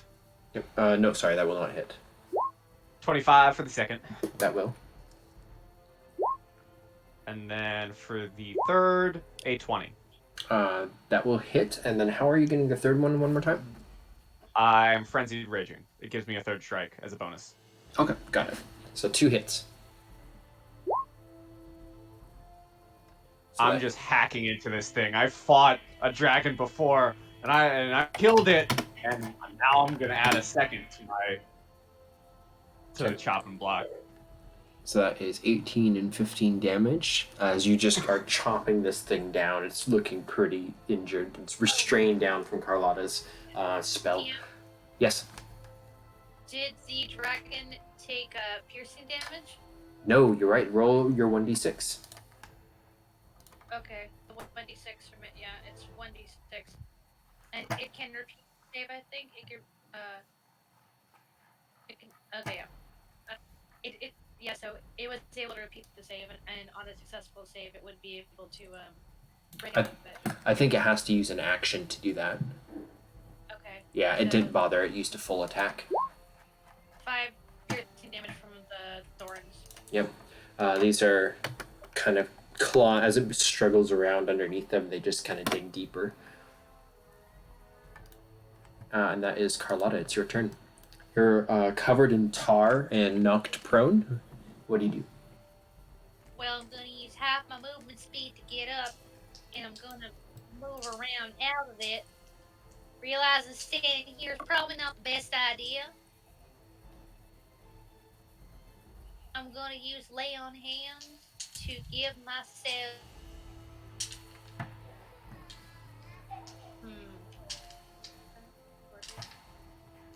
Give myself back 15.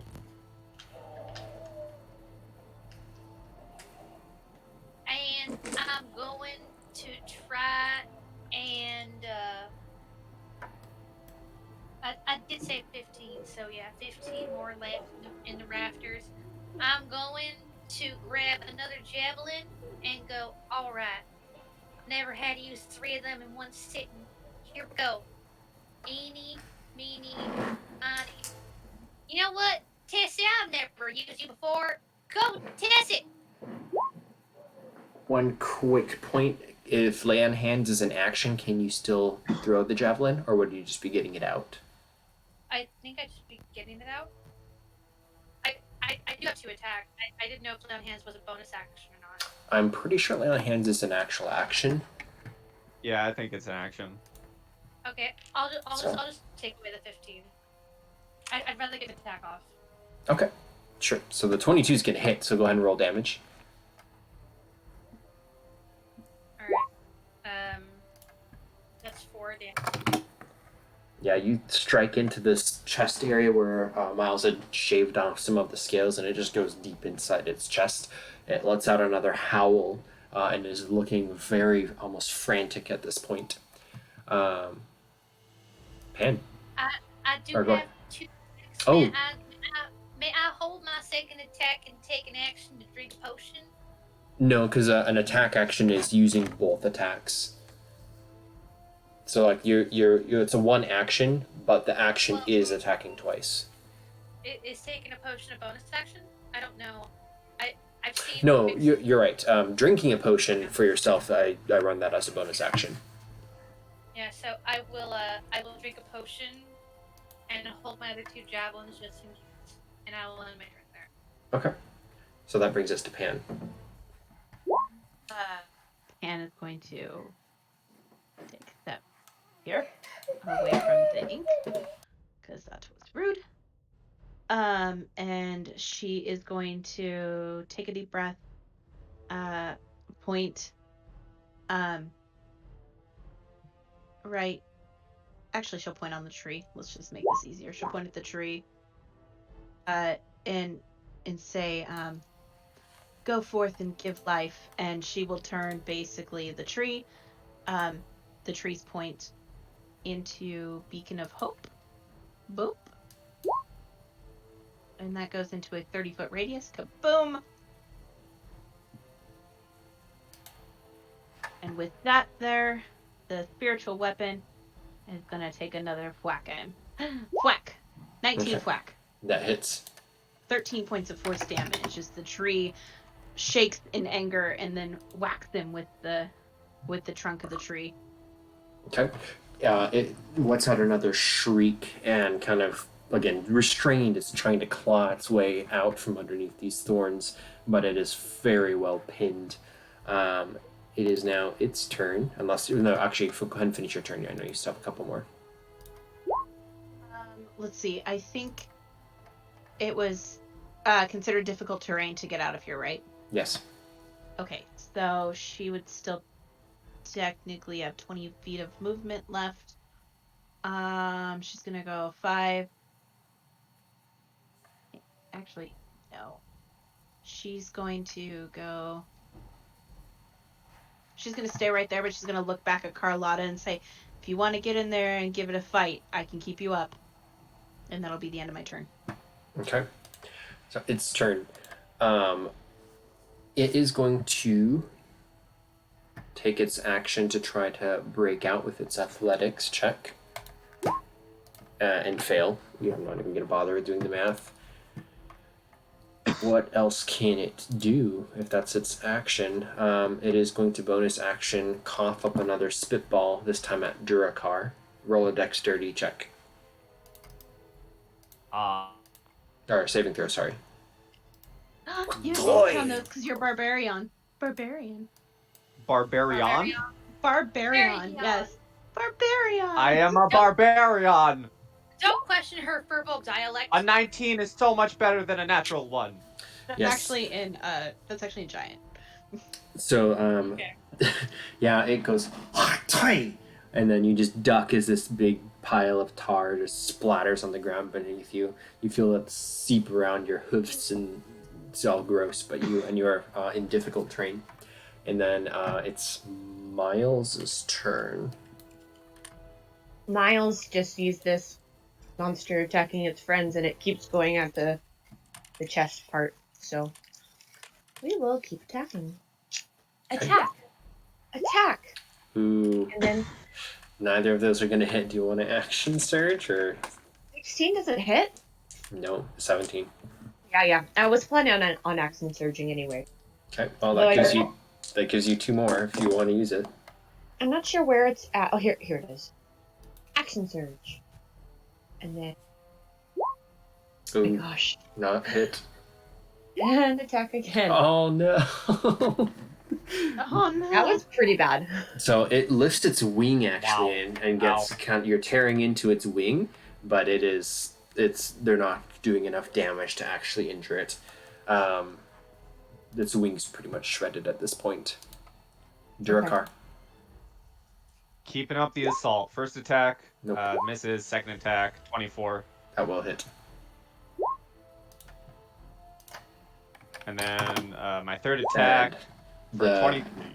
the second attack, or the one that hits, carves through the wing. It raises its other wing to try to block it, but your great axe cuts through it and into its neck, and it collapses underneath these ropes that Carlotta's like vined down to the ground, and it sinks to the ground, dead.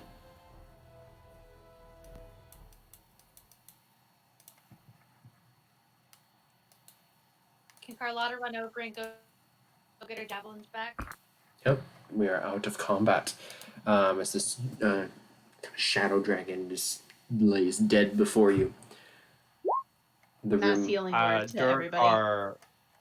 Durakar would basically just shout out in fury and anger and happiness. I've killed one of your kind. What's another to the mighty dragon slayer, Durakar? Carlotta's going to politely clap and then yank her javelins out of his corpse and go, Miles Durakar, I'd like to introduce you to Betsy, 3, Nessie, 2, and Tessie.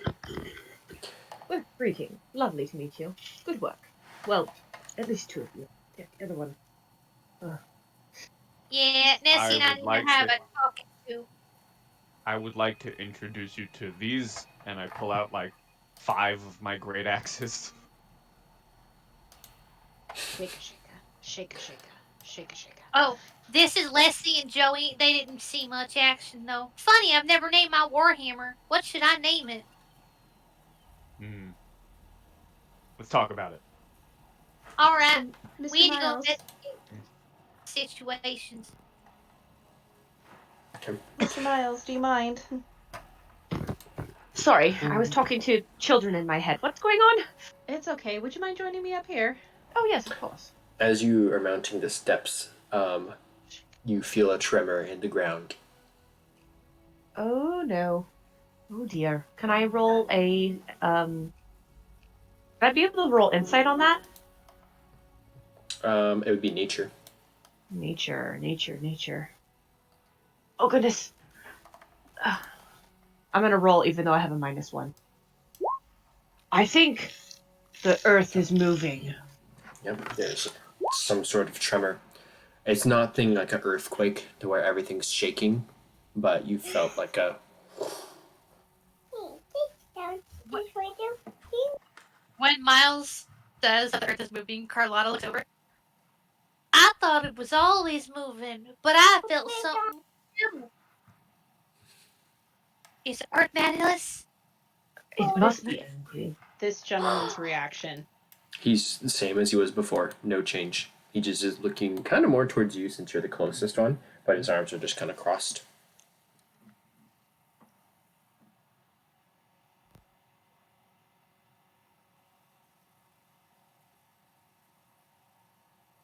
I really wish I had prepared Speak to the Dead, but I didn't.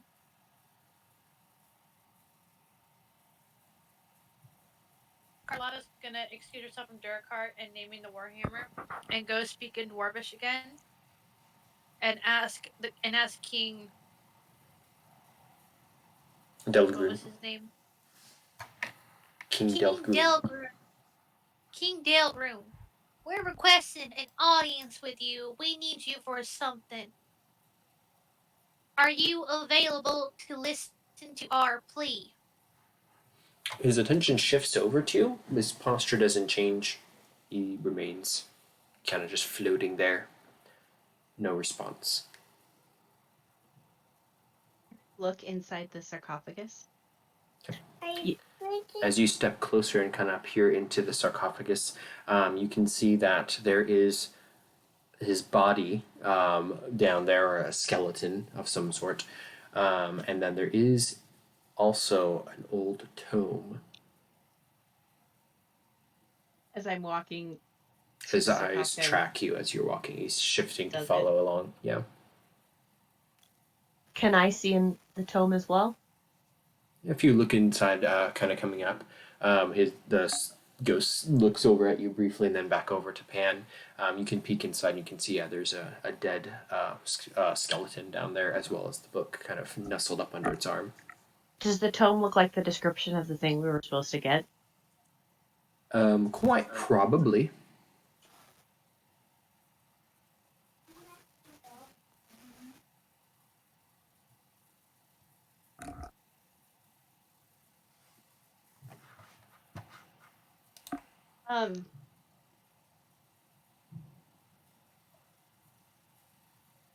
Would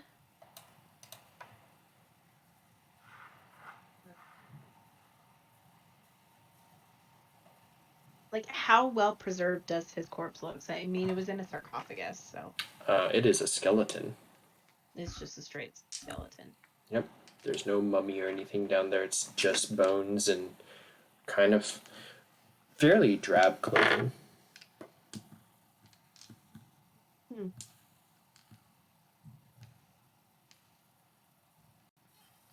Pan, it's not that I don't trust you. I just want to warn you, desecrating dwarven tends to make them upset. What'd you find? I found the thing that the master was referencing, but I can't help but wonder if our friend here knows who's looking for him, or who wants the audience. Would you mind asking? Carlotta will step up cautiously and ask that question, avoiding the goo. Yep. The ghost kind of looks from Pan to Miles to Carlotta and just kind of hovers there. It does not seem to be able to understand that you're speaking to it. Okay, is it just me, or do we find this a little creepy? Can you, I'm sorry, you are a priest, sorry, I'm referring to Pan, I remember you saying something about what your job is, and I can't remember what it is at the moment. I'm a grave cleric. Yes, that. Can you put the dead to rest? Or, no? Like, can you make him, like, be at peace and, not a ghost? I can, but considering the level that His Majesty was during his life, I'm assuming in death, I am not fully skilled or capable of doing so. You never know until you try. The problem is, if I try and I fail, he's going to be mad. Oh, I see your point. So, Carlotta will look over at Pan and Miles and watch the exchange and pull out her drum. And I want to try and show Pan I believe in her because Pan said she liked Carlotta's music. Am I allowed to roll performance? You may. Okay. He is indifferent to it. It's It's good, but the Pan spirit without does not inspiring react. her.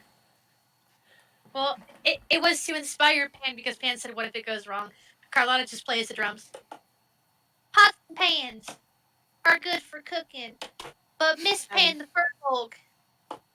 I didn't realize that my stuffed bear was playing music. Sorry. Okay, yeah, I've been switching back and forth. that's awesome. Can I roll a? Because I don't believe I did this when we were in the meeting, but now seeing the relics, having all the names read off to me, can I roll a history check on the gentleman in front of me? Sure. Also, I want to do the minute of observing an opponent outside of combat gives you insight into said opponent. Sure. Do you have the ability to post that or display in Roll20? Because I'm Hold not on. familiar with it. But and with an No. 11, with an 11, you can tell that this ghost, it definitely is the visage of King Delgroon. He would have been buried here for a long time, so like the dwarves don't necessarily mummify their people, so it's not strange that there's a skeleton inside. However, there is something odd about it. The skeleton down there, first off, it's holding that book, whatever it is, but then also it's not very royal looking. For Miles, as you kind of are staring at the ghost, you would be able to tell that this ghost is not. It's like a spirit linked to like its tomb and kind of the afterlife. It's not resting, but it's not the type of undead that would attack or be an issue to you. It's going to follow its burial until it's laid to rest, basically. Even if I take this book? It doesn't look like it's able to attack you. It's ethereal. Interesting. Do you share that with us? Yeah. I think we might be safe to retrieve item that we get.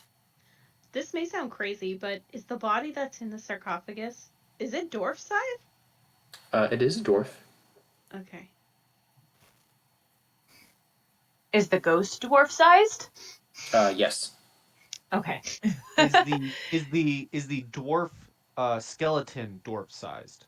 Yes.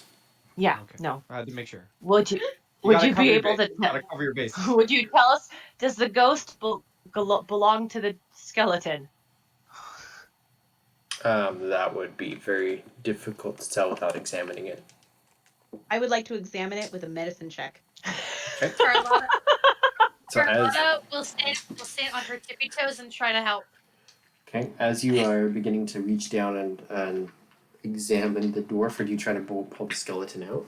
The specter is just kind of watching you from its floating position above. Okay. Yeah, I don't remove it from the sarcophagus. I just reach down and I gently touch and examine the bones, and like I'm kind of like looking at Carlotta and then looking at the bones for like I guess if I could get advantage on my medicine checks, I have a dwarf right beside me. I would love that. I will let you Carlotta's- have advantage. Yes, the music and the fact that you have plenty of people to talk to for 18. assistance. Um, as you're bending down, the ground tremors again. It kind of there's low rumble and kind of and then it subsides. As you are continuing to kind of look down into it, you can determine that cause of death was natural. However, this is not the king's body. It's a dummy replacement trick body that's been put down in the tomb. I thought so. Is the book legitimate? It looks to be an old tome tucked under the arm of the, not the mannequin, because it is a real dead dwarf, but it's. When you detected magic, did you detect magic on this particular book? Yes, there was magic within the sarcophagus, so I think it's safe to assume that's it. I would like to feel around inside of the sarcophagus to see if there was any secret panels. Okay. Roll an investigation. While Pan does that, Carlotta's going to think for a second, look toward the dragon. Remember that Durakar said they were a dragon slayer? And politely excuse herself, curtsy to the dwarven king, ghost king, and make her way down the stairs to Durakar. Hey, Durakar, you said you've slayed a dragon before, yeah? So you say that, and so you kind of see Durakar is deep in thought. And it's eloquent. It's nice. He is deep in thought. And you walk up, and you say that, and like the kind of like he has his both of his hands like up to his nose, like together, and then he immediately looks down at you and says, "Skullcracker. That's what you name your hammer." All right, thank you. Can you answer my question now? What was the question again? She points to the dragon. Dragon points to you. Dragon Slayer, you've done this more than once. Maybe we should examine the dragon. That's a Can good idea. I want to take his stuff. can I also examine the tomb as well Yes. with my -1 investigation because I'm And inspired? me and Carlotta are investigating the dragon. Yes, you're right. This tomb doesn't have any hidden compartments, but I am curious about this book. A little worried. Is there like a way for me to open it without touching it? If you can tell me how you're doing it, maybe. Mr. Okay, Miles, can I? Yeah. please don't. If the guildmaster sent us after it, it's probably very powerful, and I would recommend that you don't open it. You're probably right. Is there But I something would. for us to wrap it in to store it? We can store it in my backpack, but I would like your assistance with something if you wouldn't mind coming over here. Sure. I do so. And I will let Durkar and Carlotta do their investigation. So. Yeah, so the investigation on the dragons, you can find that this is a dead dragon corpse of an adult dragon. Sorry, no, it's technically is a young dragon, but it is dead. Got any horn? I was Uh, looking for a note on it as well, yeah. so it's got its scales, it's got its claws, its fangs. This one does have horns. The wings are fairly shredded from the attacks. There's meat if you wanted to try to take time to harvest it. I do take time to Oh. inform them that all of that dragon is weapon components if they want to harvest possible. How big is said dragon horn? It is capable of eating a person, so the horns are probably like 4 feet. I can strap one on my back, no problem. Carlotta would like to take one as well. Oh my god, I didn't even think of that. I got you, boo. I found a replacement broken horn. Yeah, I want to chop off one of its horns. Yes. And maybe a little bit of everything else. Okay. So if you guys want to I start, okay, basically Durakar's taking the sharp stuff. Yeah, scales are important, they're good, but Durakar being Durakar only wants the sharp stuff. okay, go ahead and roll for me a survival check.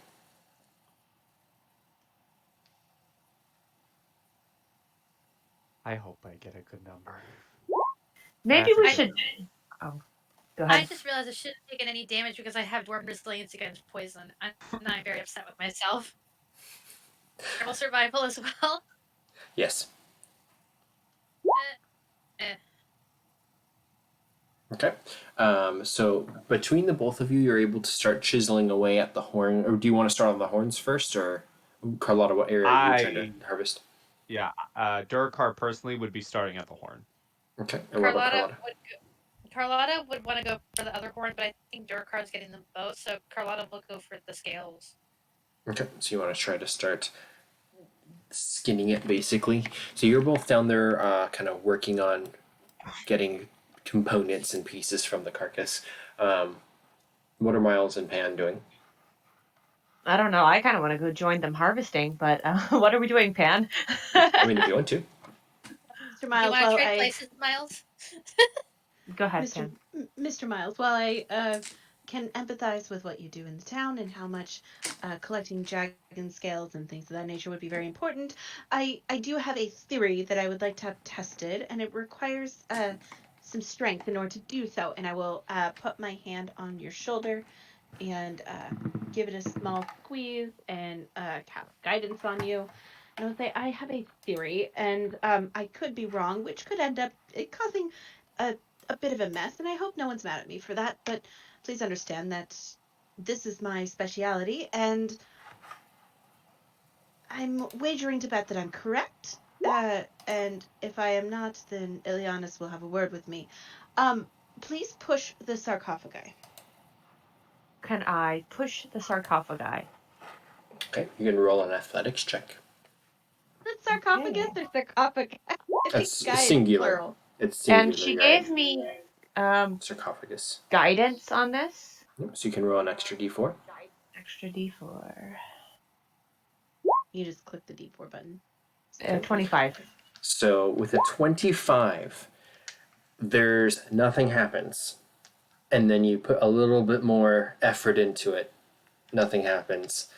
And then you grit your teeth and give it one last push, and the sarcophagus cracks free from the base and slides over a couple inches.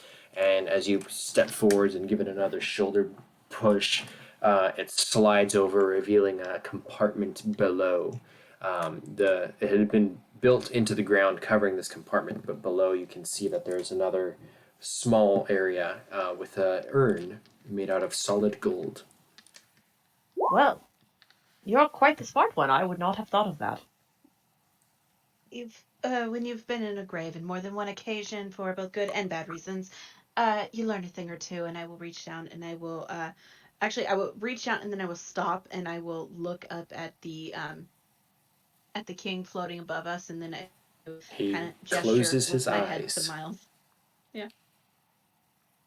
As you look up at him, he closes his eyes. Is that all he does? Mm-hmm. Okay. I will gesture for Miles, just be like, would you mind asking him if he would be willing to travel for an audience? I relay the message. Is he able to understand us at this? He has no reaction. He seems to be waiting. Eyes closed. I take a deep breath and I pick up the urn. Okay. The urn is about maybe 2 feet tall, about half a foot wide. It's kind of oblong with a lid and 2 handles on either side. It's That's a huge made urn. made out of solid gold. It's fairly heavy for Pan being so tall. What's your strength score? I actually only have an 11. Yeah, no problem for you. It's bulky is the main thing, but you're able to kind of lift it. Do we need the book too, or just the urn? Get my backpack, and Pan will turn around and offer her backpack to you. Okay, can I put the book in the backpack? I go and I grab the back. Yeah. What's that? Oh, I was gonna say, if you wouldn't mind, could you push it back? Yeah, I will push it back after I get the book in your backpack. Well, Thank you. yeah. For I the put the book in urn, the backpack. do you open the urn lid at all, or no? No. No. Oh goodness, no. No. You guys are gonna get Indiana Jones, like it's the Ark of the Covenant, and you're gonna get melted. No. We are not Morthos. Thank you very much. No, you respect the resting place, which is why I was like, I don't want to do this, but I have a feeling this is it. Okay. Pan Can knows I better. go and push it back? As you begin to give it another good shove, more shaking begins to begin in the kind of the whole mountain chamber. I don't think you we're can supposed to be here. you can sense that the tremors, this earthquake, it's building up to be into an earthquake. They're slowly small at first, but it's happening a little bit more frequently and a little bit stronger this time. Leaving now is I think beneficial. Yes. Yes. Yes. We got what we came for. How much of that dragon did you guys get? Because So I think we're gonna head out now. So in Carlotta- this time, Sorry. you've been able to basically take off one of the flanks of the scale, so you have kind of like a blanket size of scales, and then Durkar, you've removed one of the horns and you're working on the second one. Can I assist real quick? Okay, you can roll survival. Can I get a bonus with my leatherworking ability? Sure. And smithing?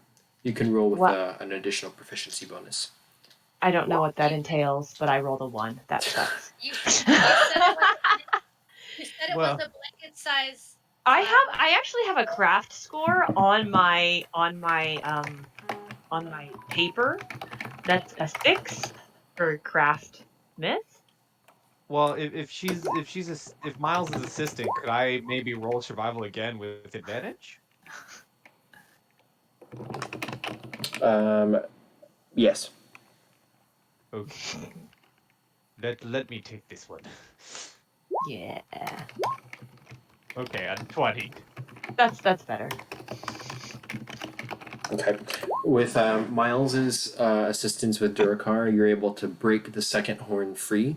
Pan, if you now have the urn, can you remind me where you put it? Is it in your backpack or is that the book? The book is in the backpack. The urn is in my hands. Okay. And as you begin to move, the ghost begins to follow. It's floating between 4 to 6 feet behind. I'm going to give you control over him because he is now going to remain within one space of you. I have a buddy. Can I perception to see if there's any other good parts I could get of this dragon relatively quick? Head out. You can see that there's the teeth and then the claws and the tail, depending on what you're looking for. Carlotta would look at Miles and in the middle of her conversation with Durkar and hold up her blanket size flank of dragon scales and go, I'll give you some dragon scales if you can get me something that I could use for javelins. In that case, I would recommend the tail, probably. If I'm not mistaken, Adrian, the tail would make a good javelin. Definitely. Yeah, can I work on the tail? Okay. Roll a survival check. I really wish I could just roll craft. Well, if you have if you have tools you can use for crafting it, I think you add that to your score. It's like chef's utensils. You would Okay. Add I don't know what I would add though. How much would I add? It's your proficiency bonus. So if you have a +3 or +2. Yep. 16 plus intelligence. So 16. Okay. Yeah, you're able to start. This tail is easier to kind of get off because it's not like solid bone. You're able to kind of saw through it. The earthquake seems to be beginning to rumble more and more as you're doing so, but you're able to cut it free and kind of give it over to Carlotta. Do we do a trade now? That's fine. Or I can actually make it once we get back to town, but let's get to town. Carlotta nods. Absolutely, Mr. Miles. I'd be more than happy to get a new javelin. I need to find a new name for it. Also, Mr. Durkar, I don't know if we're related, but it'd be interesting if you related to Thunder Horn as a fist. Do you shoot thunder out of your horn? I've never tried. I don't shoot anything out of my fist either. It's alright, but my hammer's magical. It shoots thunder sometimes. Well, let's head towards the door. If you all are done, it is a priority that we leave now. Yep. As you begin to kind of race up the steps, the quake is beginning to increase and things are now shaking. I need everybody to roll dexterity saves as you're kind of running up these old stairs that are kind of moss covered and everything's shaking.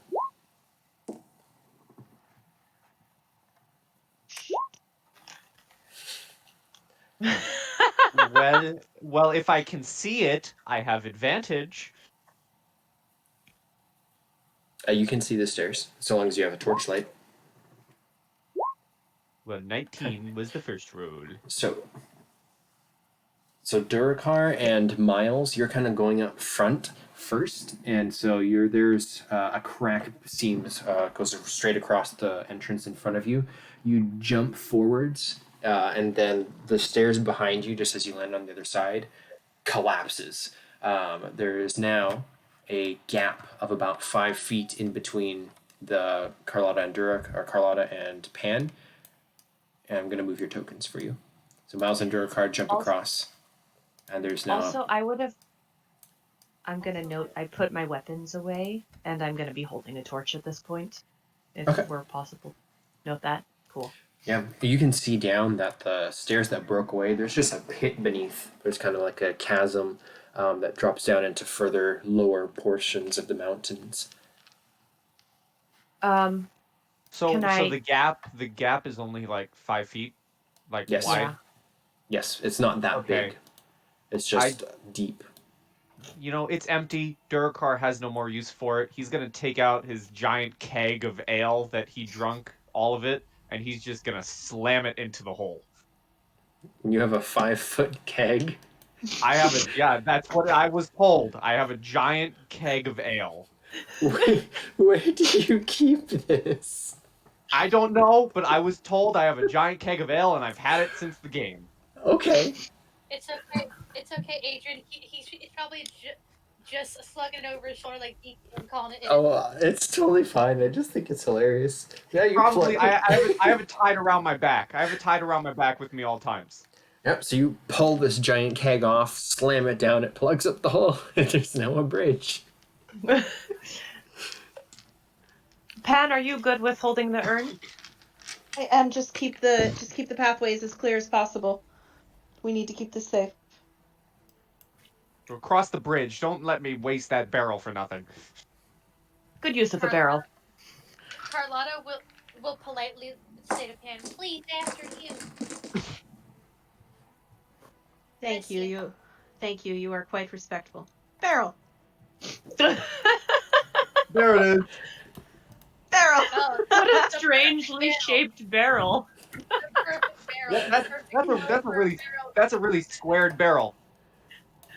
Perfect fit. Shut up. Oh my god! No, Durakar. It's one of those fancy wine boxes. It wasn't ale. It was just like a humongous box of elven wine. He's been toting around everywhere. Fancy elven branding. That's amazing. Okay, so you can all proceed across. Carlotta will cross, and Carlotta like pick it up and hand it back to Durakar. You can roll a strength check. Yeah. It might be bigger than you, to be honest. That's probably pretty good. So this 5-foot keg of I presume it's got to be empty for it to be carryable. Oh yeah, it's been long empty. But you lift it up, and now you're just carrying this enormous barrel, almost twice your size. I can carry this for you, Durakar. Are you sure? She looks at you and raises an eyebrow. Mr. Durakar, I am a gladiator and I am a dwarven woman. I know a good container for ale when I see one. We're not going to let this baby go to waste. And she smacks her up and then starts walking alongside you. Okay.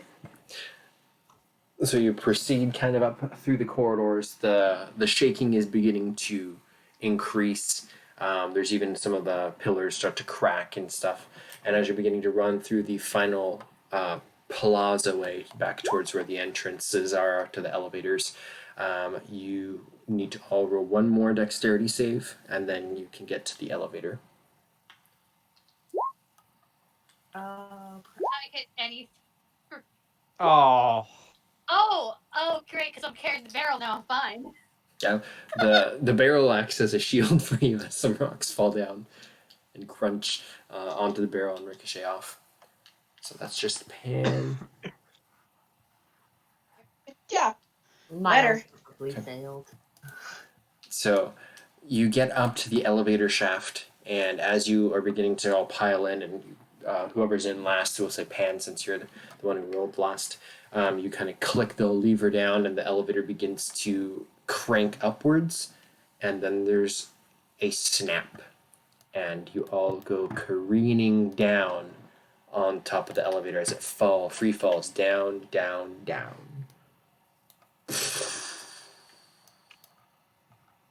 You all wake up in darkness.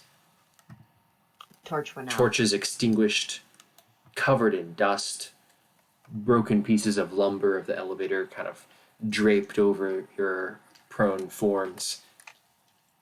The only thing that you can see is this kind of ghostly specter of the king just folding his arms, looking down at Pan as you kind of wake up.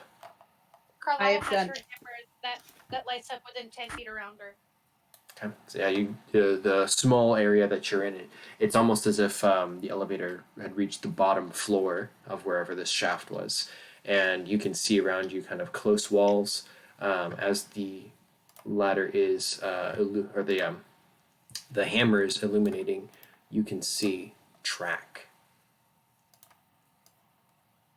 So I think the first thing Durakar would do as they fell and woke up is his mind would immediately go to, where the hell is Frankie? Is Frankie the bear still on him?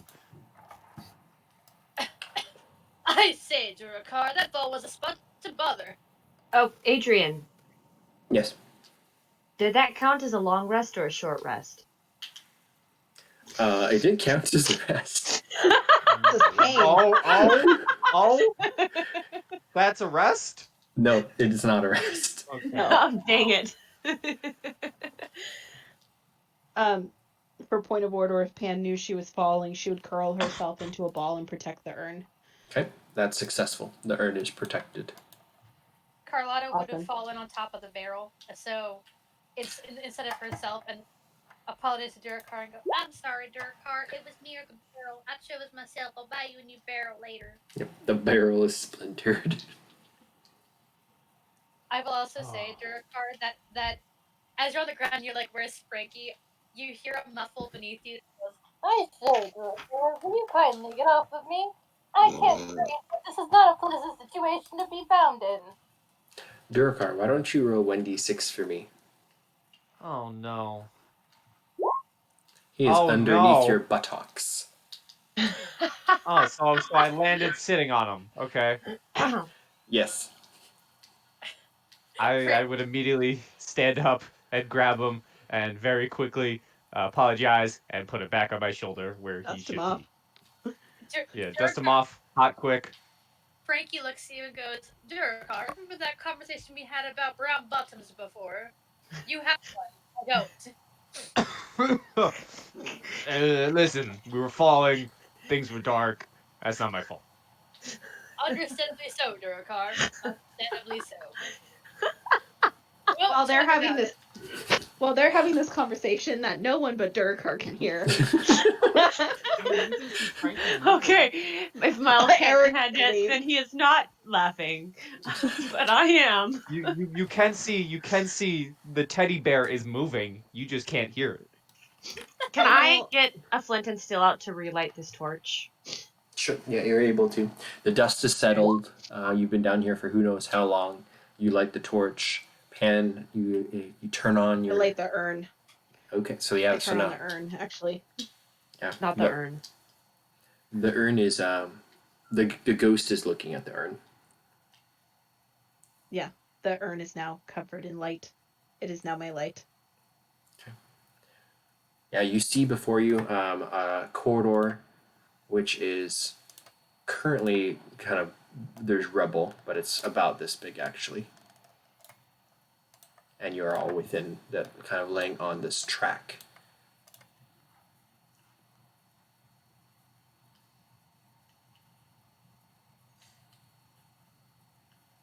Is there any carts around? I was gonna ask, where's the elevator? But The elevator is smashed and kind of all around you. There's a There shaft are- going straight up, so I guess you could go up if you wanted to, but it's flat cube-shaped hole going upwards, and then Well- there's the two tunnel forwards and back. There doesn't seem to be any mine carts visible here, but there's the track.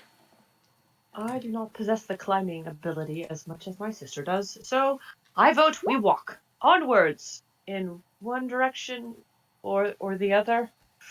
I'm looking back and forth. I don't know how much I'm going to be able to see with this torch. Can I Yeah. look at? You're all with it. You can, with the combined amount of lights that you all have, you can see. As long as we Enough. stay within that range.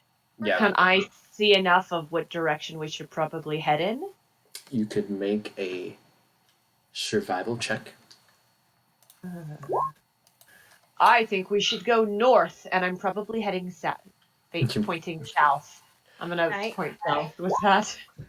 Can I make a ghost check and ask my ghost friend that I'm now taking around with me what If you direction can, we should go? if you can communicate with him. He's Can not I- receptive to any words that anyone's saying so far. Is there any form of dwarven sign language that I would? Carlisle was just Dwarven? about to ask that. I was Probably. just about to ask that. Other Okay, than the you- obvious gift. Just there roll was. intelligence. That's a straight intelligence Can Carlotta- check. Can, I want to can do this Frankie, with my minus can- one. can Frankie the bear speak with the dead? We never thought of that.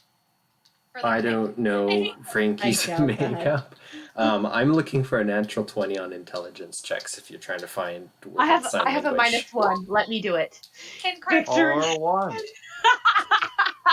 Carlotta do that with advantage because she's No a dwarf? advantage. Okay, no advantage. All right. I know a little bit more than you do, Miles. The I had ghost cannot communicate with you in these conditions. I had a Carlotta minus takes the one. butterfly There was with her hands. it was like impossible for me to get a 20 on that. No, I was looking for the natural 20. Like if you rolled the natural 19 because of the minus one, like I would have maybe. But no dwarven sign language. No carving runes in the dirt and having him try to read it. He's non-responsive. If Rats. we could take a long rest, I can communicate with him in the morning. But Is there more shaking, or are we? There has not been a shake since you've woken up, but you don't know how long you've been down here. My wife is gonna kill me. Now, why would you? He loves you. Because I'm supposed to watch the boys tonight. Well, Oh, I no. bet if you explained that you fell down an elevator shaft, the dwarven crypt, and railroad in the middle of a really narrow tunnel with only a hammer, a magical light, and a torch to light your way, I'm sure she'll be understanding. God, Oh yes, I understand. She'll kill me. I'm glad If that there's you that want. sense of understanding. If you want, I can put in a good word for you. Whenever I talk to And No, to smile and laugh. that won't be necessary. Please, just don't tell her anything.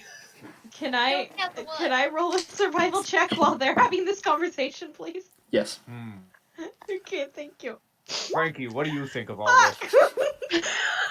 Guys, we're gonna die down here. Straight back and up. It's obvious we need to climb up. Lana Does has anybody a have a- dramatic.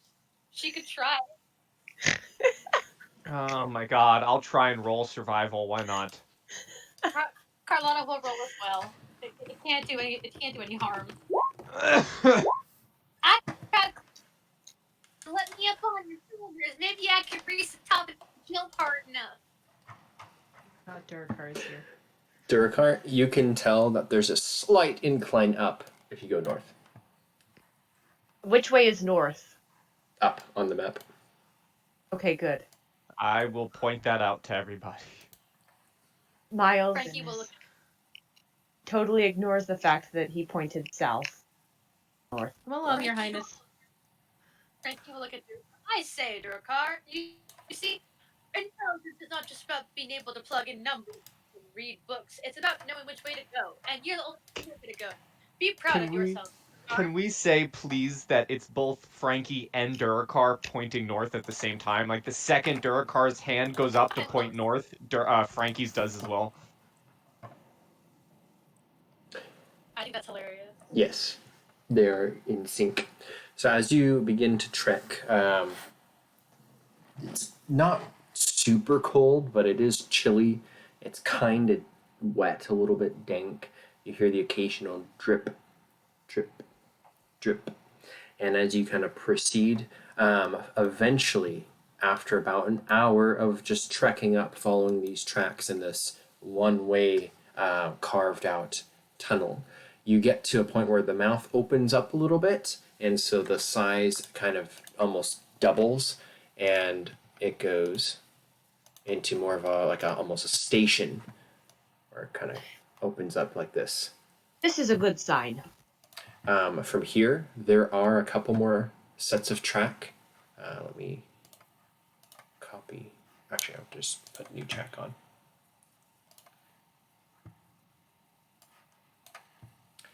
There are two types of mine carts in here. I'll just put these in to represent that there are two places where these are.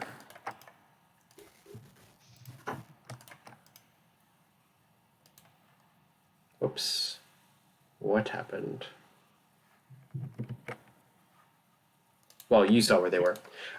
So there, in this kind of area, there's a very old, dusty, abandoned-looking minecart station. But there are two active mine carts that are there. There's one that has just kind of a double-ended, like push station where you push it down, and the other end goes like a teeter-totter. And then there's another one which has some sort of sail on it, for lack of a better description. And they both seem to be old and decrepit, but there's two different carts. Can I roll something to be able to see if I know how they work? Sure, that would be a... not an arcana, but it wouldn't be a survival either. I would say maybe insight. Sweet. 10. I felt so good about that, sweet. I know, it's the one that I have a +4 on. And 6. So the one that has the lever, you can tell that it's kind of strength powered. Is one person mans one side and the other mans the opposite, and one person pushes down, then the other one goes up to them, and then they push down, and the act of that is putting in pressure onto the axles to move the minecart, and you can get it to move down the track that way. The other one you're not sure about. There's some sort of what looks to be an engine, and there's mechanic pieces to it that you've never seen before.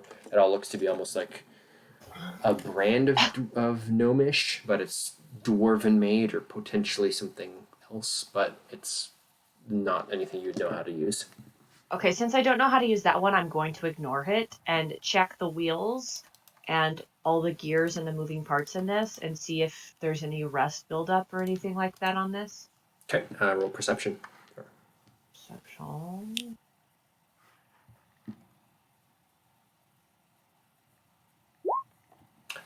It is functioning. It's old, but it should work. Okay. Because I should have a little oil on me to... if it needs it.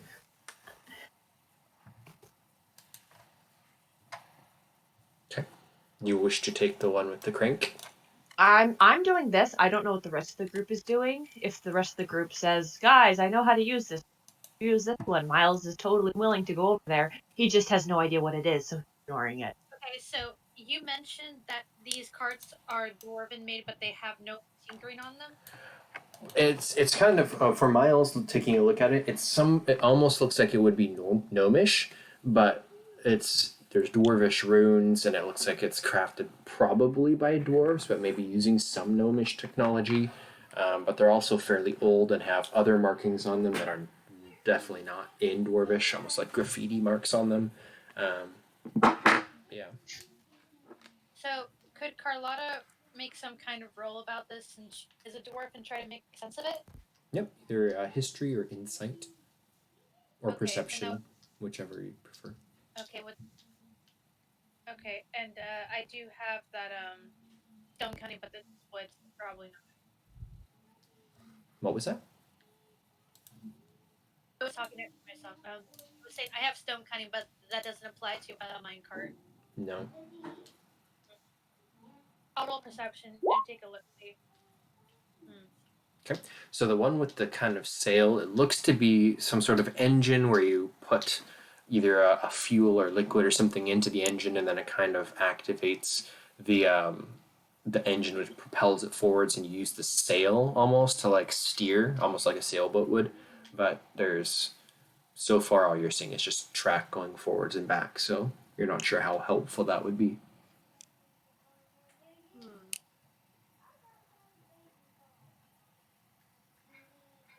Well, there are two of them, so maybe the smarter individual should take the more complex looking part. Is there a way for us to attach them both together? Could one cart fit all four of us, or is it just two to a cart? It looks Nope. like. The carts would fit all four of you if you kind of all cuddle in together.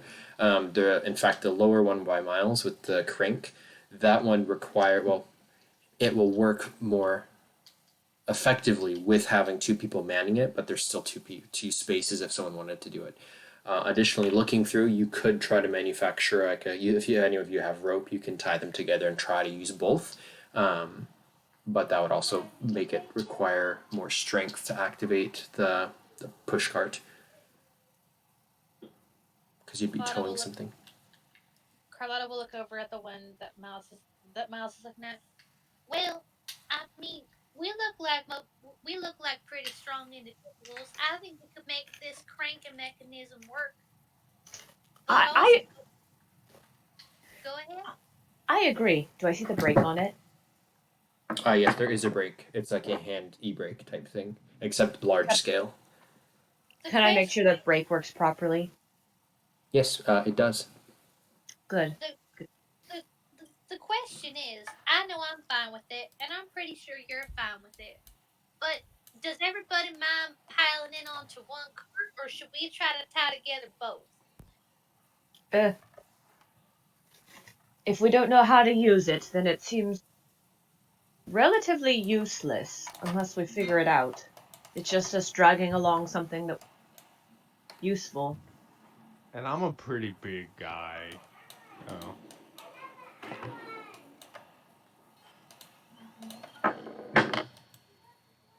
Might take up a lot of space. Miss Pam, what do you think? You haven't said anything about this quite yet. What do you make of these carts? Anne is actually looking up at the ghost that's with her. Is he reacting to one or the other, or is he still just staring at me in the urn? He's staring at the urn. Okay. So after like watching him for a couple moments, she'll look back at the group and say, I think it's more efficient if we take the one that we all understand how to use. So we're in agreement. Can I start, getting You on want to it? prep it and get it ready? Yeah. Okay, you absolutely can.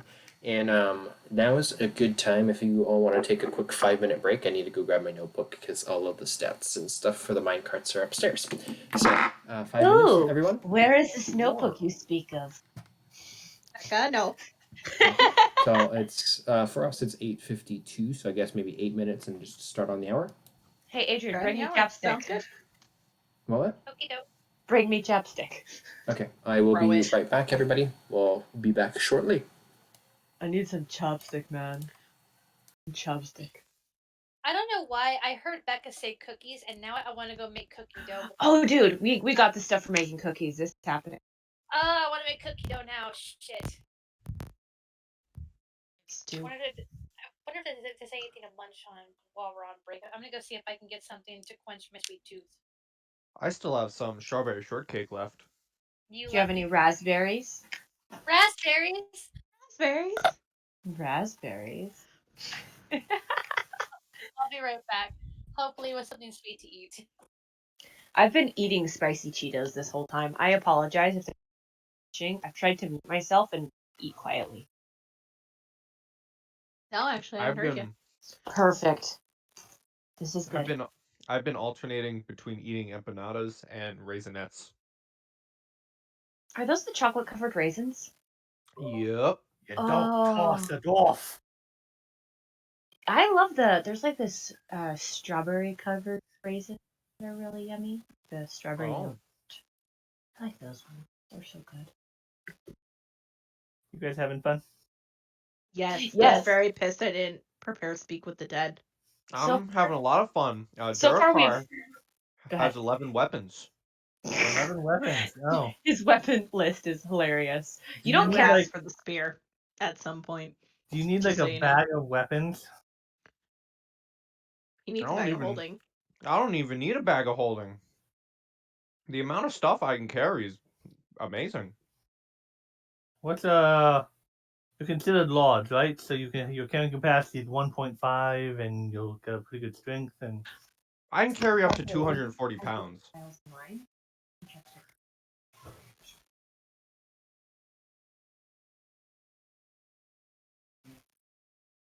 None of these items weigh a lot.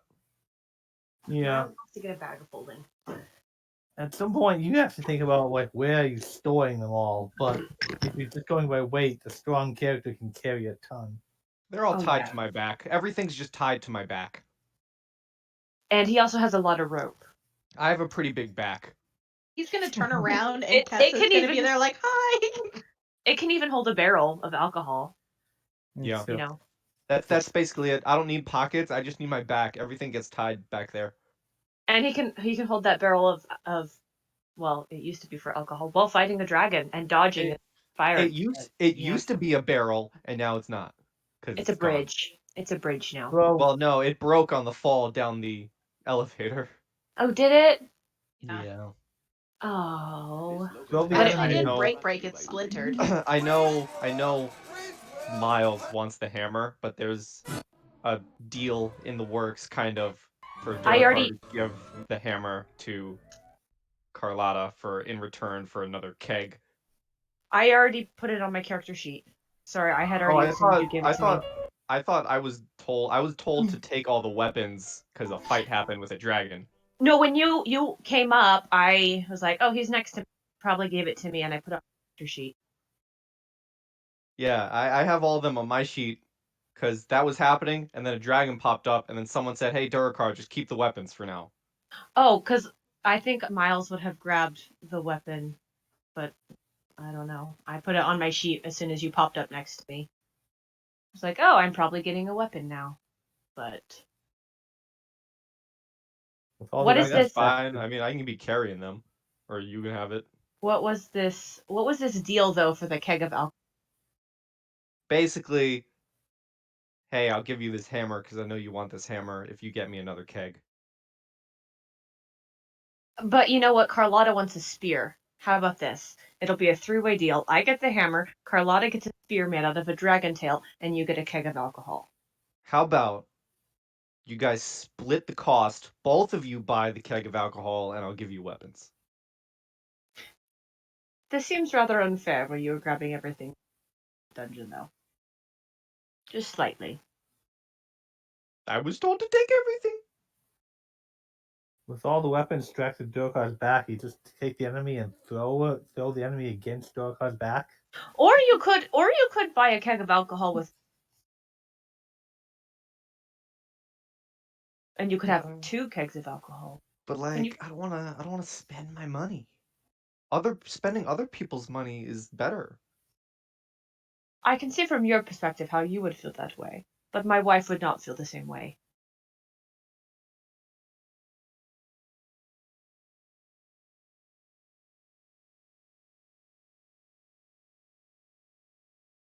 50-50 on the keg. I'll give you the hand. How much is a? I don't even know how much is a keg of alcohol. I got it for free. If it's for free, then I'm sure we could get you a keg of alcohol. The one I got was free. Let me look. You got that back in the town, right? That was the carnival game. No, that was the carnival game. You're right. The mayor or whatever gave it to me because I saved him. Mountain vehicles. A gallon of ale is 2 silver. Oh, that's cheap. Yeah, I can buy you a gallon of ale. Oh my goodness. Yeah, that's. A keg is probably be bigger than a gallon, but a keg would probably be a gold. 1 barrel of medium quality ale is going to be 5 gold pieces. That's still not that bad. Well, this is the good shit. This is the elven stuff. Medium. It's 5 gold pieces for 1 barrel of medium quality ale. Yeah, and but this he is the doesn't want good medium stuff, quality. though. This is elven.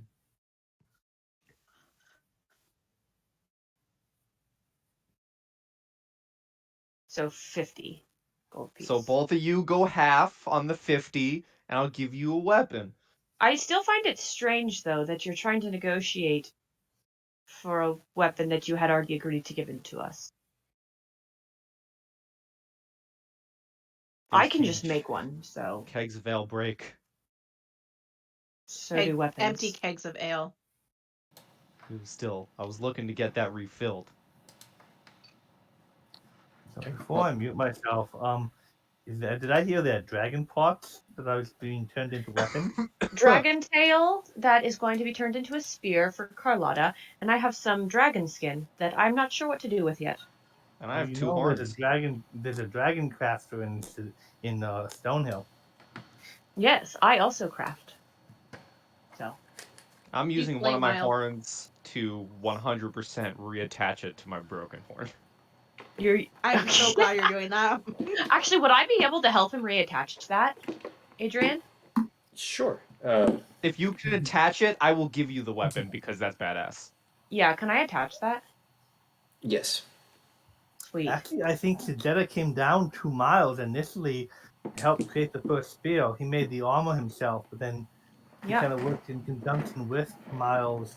I've worked with Zandretta and your other dwarf character on making stuff. We made a ring together. That was fun.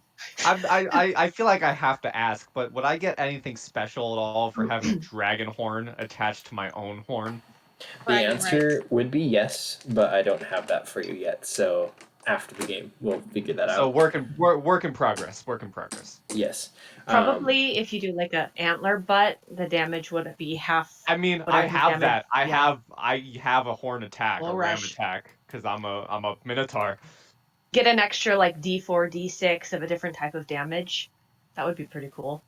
It's gonna turn me into ramming everything. Screw the great axe. Screw the axes. Yeah. Well, you start off with a rush and then horn and then follow it up with a swing. Katie, I'm giving Miles the hammer so he can attach a dragon's horn to my own horn. I kind of figured that Miles would want it. It's okay. I do want to try to get a different weapon for Carlotta. As long as I'm good with it. Yeah, and I do want to make that dragon tail into a spear for Carlotta too. So you all ready? Yes. Maybe. I'm just gonna say that all that happened in game. This deal is happening in game. Yeah, this deal is happening in game, and then we get back, and Durakar shows up at my shop, and I do a little bit of work to get those two pieces together and make spear. Yeah. So we'll say that throughout all the talking in this tunnel, we agreed on I'll give you the hammer if you do this when we get out. Yeah, and then I start talking with you about what kind of attachment pieces you want, if you want it to be done in like silver or like some sort of steel, or if you want it to blend in with your horn. I will pay. I want gold. The gold lining between the Gold your lining. horn and the Yes. Yes. So I'm upselling you on this. That is fine. So Durakar wants the gold. It matches his broken golden helmet on his head. Oh, wonderful. Perfect. Perfect. And you want it to actually match, not like a different hue of gold because they're different colors. He just wants nice shiny gold. A shiny gold. Perfect. Can Pan have the spear? Sure.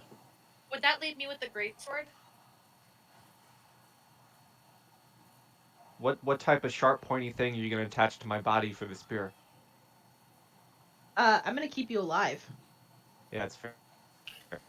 That's what I thought. I mean, not that I'm gonna die. You know who I am. You've seen what I do. Yeah, but you don't know how destructive Pan can be. Greatsword isn't versatile, is it? greatsword is A two-handed. spear is. Yeah. A spear is versatile. Yeah. I don't Spear mind is the only Carlotta thing having the Pan can use. greatsword. I just want to know what is left. There was a great sword, a great axe, and a warhammer, and a spear. Well, Durakar. Yeah, My. I have the great sword. Do you want to keep the greatsword or the great axe? I'm an axe collector by trade. You should give the axe to Carlotta so you guys can be axe buddies. Oh, that's tempting. I also have a battle axe, so we could all I three will be give axe buddies. Carlotta the axe on the condition that I get to on the condition that the axe is named after Durakar. Okay, counter offer. I will accept it. But if you want to keep the great sword and the axe because you are a weapons collector, give me half of the gold that you would get from this. That way I can go buy myself something nice. Yeah, that's fine. Okay.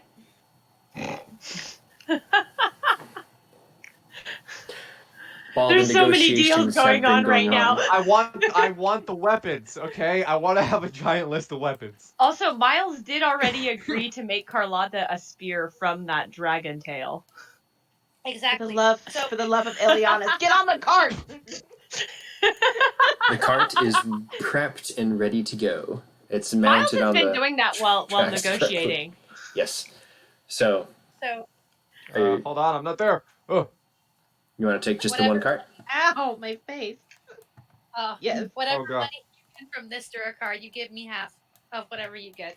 You do know that That's- weapons of this quality. Oh, never mind. None of these weapons are going to be sold. No. Okay. So, you guys are getting ready to go. Who's going to be manning it? There's two positions to be able to push forwards and back. There's one to man the brake, and then there's one person to basically be watching forwards to see like the directions and stuff.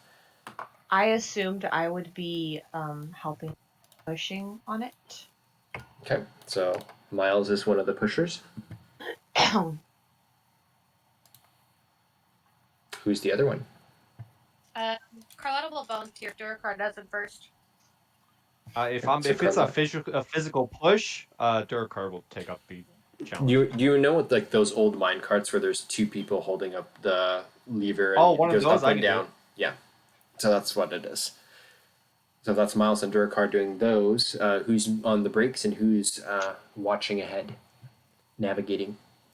Pan I will think Carlotta navigate. should be on brakes.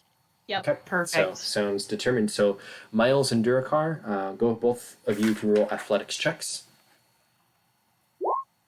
Oh. Oh boy. Oh. Oh. Trade. Oh Boy. boy. You want to trade? Oh Chill. my god. Carlotta looks at them both with the brakes and goes, Oh no. I actually just realized this would have mattered anyways. I frenzied. I have disadvantage. You Why did I break do this? the steering, not the. You break the lever with 2 natural ones. You both give it a big old push, getting ready to launch it, but the lever snaps completely off. You are still Oh. motionless. Carlotta looks dumbfounded and goes, Miles, if I may, I'm not a mean person, but if your wife doesn't kill you for not taking care of your sons, she might for knowing you broke a very well crafted dwarven gnomish minecart. Well, it obviously wasn't crafted that well if it broke. Oh, trust me, Miles, from this end, I can tell you right now that was a very piss poor performance. I've seen better performances in a pissing contest. I'm not debating the poor performance. I'm debating the quality of it breaking. Can I examine it and see if there's a way for me to fix this? Okay, roll a investigation check. Investigation. One character I don't put mending on. Everything around her and it frustrates Oh me. my Nope. goodness. It looks pretty broken. Pan is just So- rubbing her forehead. The ghost is probably doing it too. Like together, they're both like. So, question: if the lever isn't just like a wooden stick that goes in, It's in metal. like You could probably try to like manufacture an alternate thing, but the lever itself is broken off. It's snapped. The metal. Well, I was worked, just bent, thinking, and broke. okay? So, hold on. So I think I know it, but so it goes like this, right? Yeah, that's one of those What old-timey broke? ones. Was it the handle or was it the actual like? So if this is the mine cart, and then this is the joint, it broke at the joint. broke. So there's no more handle. The connecting part here broke. Yeah. Basically. You could try to make a different one out of parts, or if you want to even try like rail ties or use an item that you have, you could try. And we'll pull the spear off of her back and say, maybe we could situate this in there. It is magical. That's what I was thinking. Was a spear would be a good thing to do. However, going to need to weld it potentially. If I may, I do have my masonry tools. I have a trowel, a hammer, a chisel, some brushes, and a square that might help us fix it. Can anyone make a fire? Oh, yes. Then I would like to propose this. I have an extra shield. We might be able to meld and warp the shield, and since we have Mr. Miles here, who is an expert in doing that, and it seems like Miss Carlotta has the tools, I think that this could be accomplished. You want to try? Yeah. I will hand over my shield to have the metal be made into a. I would like to add that I would like to be on push and pull duty at the front or the back of the trolley. I believe that as a dwarf, I'm better equipped to handle a dwarven cart. Okay, so this is going to be 3 checks. So one person to make a fire hot enough to kind of mold this thing. So that will be survival, unless you have magic. I don't have magic. I can't make. Yeah, I don't have that type of magic. But I will do the survival roll.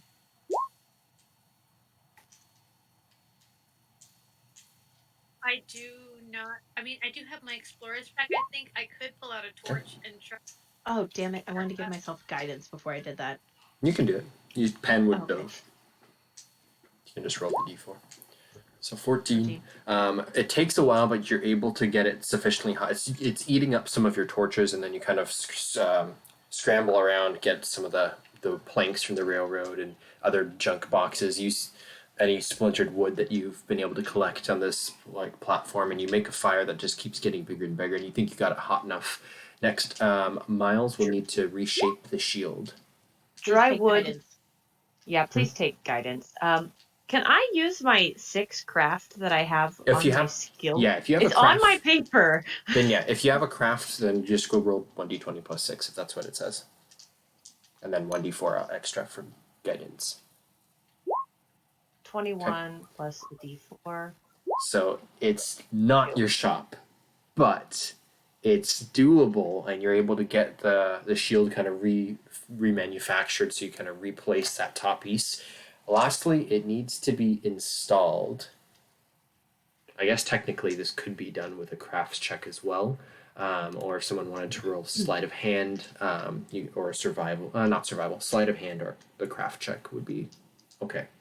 Anybody I other than I a should- plus? can't do I any just rolls I just until I get a long rest. What was that, Carlotta? I missed yours. Jump at Carla. me, target roll. Okay. You just Miles, you want to just craft it again? 16. All right, you are able to repair it. Now, the extent of time this takes is measured in hours, not minutes. So anybody who's not active can take a short rest. If you want to just kind of wait a little bit longer, you can all take a long rest as well. It's been a kind of a day's effort of killing the dragon, which all occurred in the nighttime, even though you were underground. Oh wait, no, because you set camp. So no, it would bring it to your day 3. I wouldn't mind setting camp here. If I'm going to get in trouble, might as well.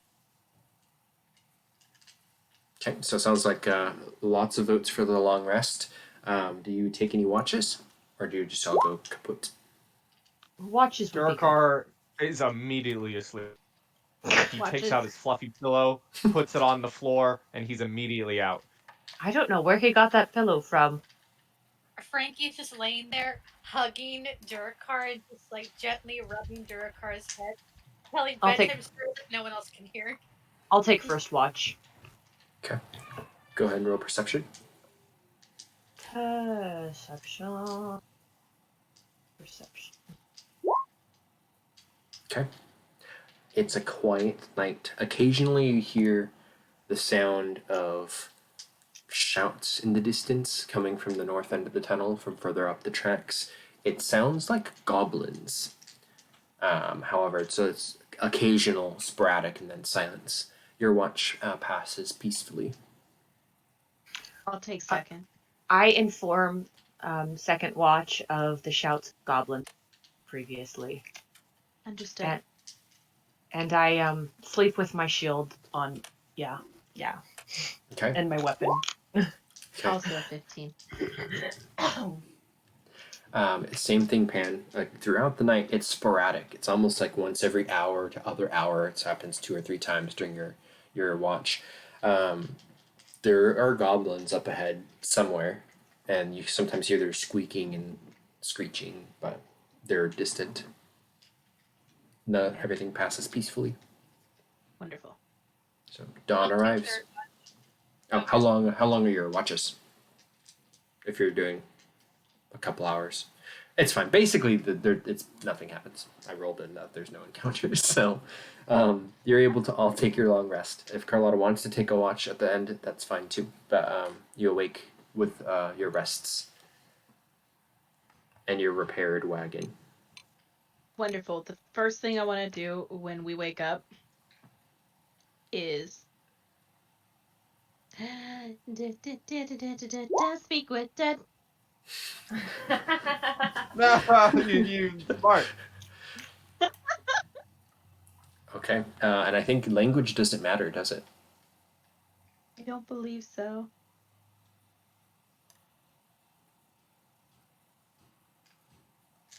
I don't see anything, including the language. The corpse only knows what it knew in life, including languages. Okay, so you cast Speak with Dead. What does this look like? So it's a very it's a very interesting display. She takes the urn and gently sets it on the ground, and as she's slowly waving her hands around it and muttering a prayer in giant, um, there is a whole bunch of golden leaves that just start surrounding the urn and kind of float up to the spirit who's floating above the urn and just kind of stick themselves to the ghost. And she, feeling that the spell has transpired, she quickly looks over um at Carlotta and waves her over. She's like, come here, I need your help. Come here. Sorry, I was eating rations. How can I help, man? This gentleman should theoretically be able to understand us now. The only problem is that if he doesn't speak common, he's only going to speak Dwarvish, and I'm not willing to take that risk. Would you be willing to translate for me? But of course. I didn't realize this shocked you so much that you would be choking on your No, rashes. she's choking on the rations. No, no. Listen, it's damp and dusty down here. Okay, some dust flew in. Damp and dusty, a bit musty, and I was that dried cranberry went down the wrong way. One would say that it's even moist down here. But yes, I'll Car- be more than happy to translate for you, Pan.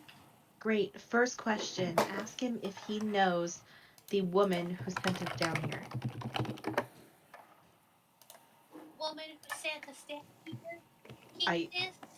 Pan would remember her name, but I do not. What was her name? The vampire or the actual The person? vampire. The vampire's name was Havia. Havia. And then what was the actual person's name? Because that would be the second question. It was Mistress.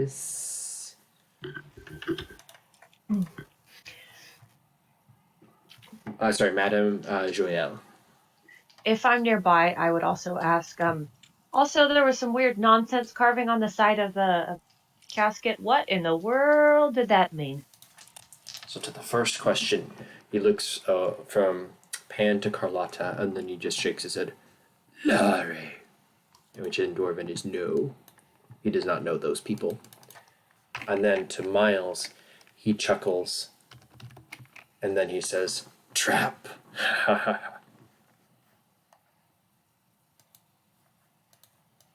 So, it was a trap. Oh, the third question would be, does he have any interest in the fourth question she would want answered is, would he have any interest in having an audience with these people? He looks, because I'm assuming one of the two is translating, he looks up at Pan and then kind of down at the urn, and he shakes his head. Thavish os rest, which in Dwarvish is I wish to rest, and then he points at the urn. Ask him where he wishes to be laid rest, because he seemed restless where he was. Uro, my ashes, which is with my ashes. Adrian is typing this. That is my fifth question. I think I only get 5. I don't think we asked 5. Mm-hmm. We did? Until the spell ends, you can ask the corpse up to 5 questions. Yeah. Did So we have 5 questions? That was I 5. believe so. It's 4 from Pan and 1 from Miles. Oh, I didn't realize my question counted. I just said ask that guy what the heck that meant. You did. Then it was trap. You got your answer. Pan will take the urn away from the group. Whoops, that is Durakar because he is over Pan.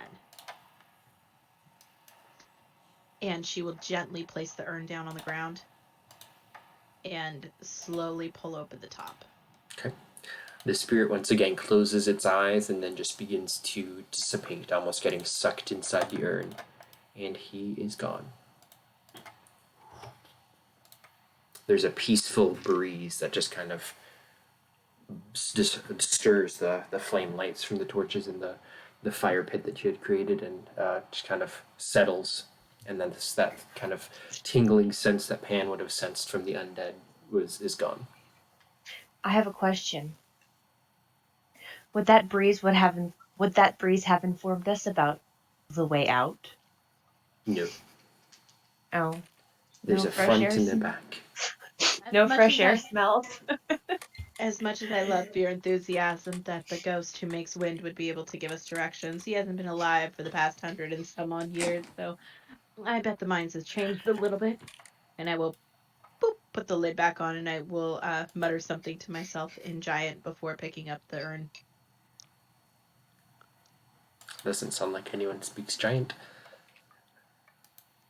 Do you wish to make your way on the mine cart? So The horses, I speak gigante. Are you paying attention? Probably not. Exactly. You want to know how interesting and in-depth Pan is with her giant speak. You gotta listen. I would say that maybe Frankie like hits Durakar beside the head to wake him up. Probably doesn't do. I would inform the group about goblin sounds during the night if they weren't already informed. It'd say, we may have a fight on our hands before we get out of here. And then, Adrian, how in the world do we take a long rest in Roll20? Because I tried doing it earlier, and it gave me like a Oh. dragon. I where it said there's an just error. Okay, increased my so stuff back to full. yeah, that's what you do, Becca. You have to do everything manually on here. That's such a hassle. Yeah, just know your action surges back and your hit points are maximum and all that, I guess. But yeah, if you guys want to jump on, who are on the levers? Carlotta will take a lever. I can take one now because I got a long rest and I am not at disadvantage.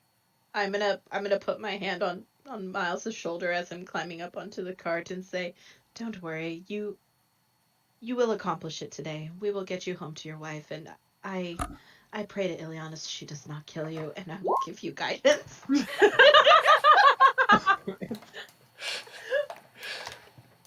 Okay, so I made a new friend today. And she'll give you a giant furball head pat. Pat pat.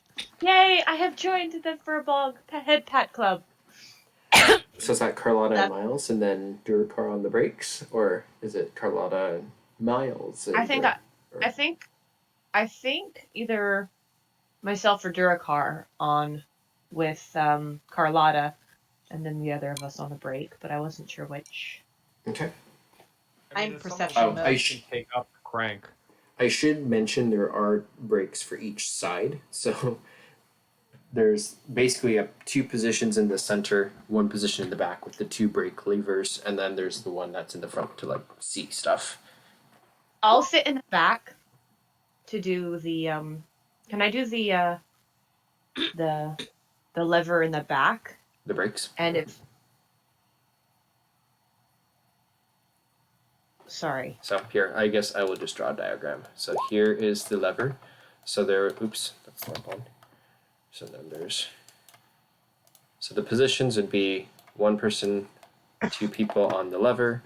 There's one person who manages the brakes, and then one person is at the front of the minecart to see the directions. That's kind of the organization of it. Okay, let's do it that way, and if I need to stop and do the break, I can. Okay, well there's one position per person. Yeah. So is Miles doing the strength pump and then Durakar on the brakes? Miles is doing the lever, but there was a break on each side, right? Yeah, but it's one person does the brakes. Oh, okay. Well, either way is fine. It's just there's a left side and a right side. For turning. So if we wanted to turn to the right, you'd pull the right. I have a high enough intelligence to figure that out. I'll just do the lever. Okay. So. Just pump the lever. I do have a question. Realistically, Carlotta would want to try to take the lead because of the double nat 1 situation earlier. But I know my strength is only at a 15, and I don't have athletic proficiency, so I think it should be Miles and Durakar. But I know Carlotta would want to try and take the strength I'm gonna roll persuasion on you. Okay. First of all, You have guidance. That's good. First of all, that's perception. Oh, true. Sorry. Oh wait, you're right. Come I on, have Miles. There we go. Yes. There we You do go. have guidance as well, but I think it's just for one check or up to a minute. Trust me, I think you're gonna be a lot better on the breaks than us two stupid people. Carlotta will look at you, Miles, and I don't know if Pan's the only one here with a high intelligence, but my intelligence is an 8. I don't think Mine is an 8. Mine is only a 9 because I have a human +1. Holy shit. So realistically, it's an 8. Realistically, it's an 8. Well, the bonus is Holy that of an shit. 8. I am the So. smartest one out of all of us with 10. Oh my god! Seriously? But it's Carla- great because I am maxed out on my wisdom, so my perception is top notch. I mean, yeah. Okay. Okay. Carlotta will look at you, Miles, and do the 2-finger point like I'm watching you, and then get on the break. Okay. Well, let's see some rolls then. I need both Durakar and Miles to roll their athletics to get this thing going. I would like to rage, so I have advantage. What does this look like as you are about to like? Wait, Duracard. It's a skill check. Yeah, You you want rage. Miles, you also have guidance. I Do get you a want- +4 on that. Do you want Do I- Carlotta No, to you hit get you a so you go in a rage? Yeah, there you go. A D4. Sorry. I mean, you can hit me. I can go into a rage in general, but you Okay. can hit me if you want. No, it's Frankie. It's Frankie hitting me and doing no damage. So I'm like, fine, I'll go into a rage. Frankie pimp Right, he's slaps like, you. get mad. Backhand. Like squeaky. Oh, I'll go into a rage. Okay. So here's what happens. So Miles, you shove down on your thing, on your lever, 25, and by it the way. starts to roll forwards a little bit. It's slow. Durakar shoves down on his, and it inches forwards a little bit more. Still not quite picking up steam.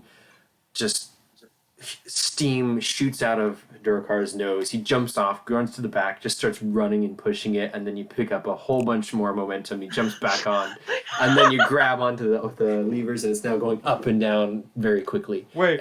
So hold on. So just for the description, because I need to catch that again. I jump out, start pushing it, then jump back in. Yes. Yep. Yeah. Okay, that's perfect. That's in character. That works. Wonderful. So you are now beginning to move forwards at a pretty good clip. Pan, I need you to roll a perception check. Okay. And because of the 25 and 16, let's get some music. It's an 18. An 18 because of the +2. 11. Okay. Love the Everything's music. going fast. I'm still getting my bearings. So you can see coming up is a fork in the road.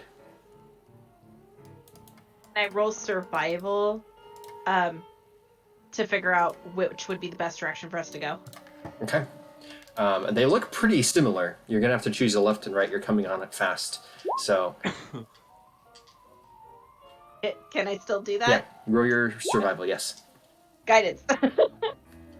It's coming up very close. Left is down, right is up. Right. Okay. I need Carlotta, please roll a... What's a good check for braking?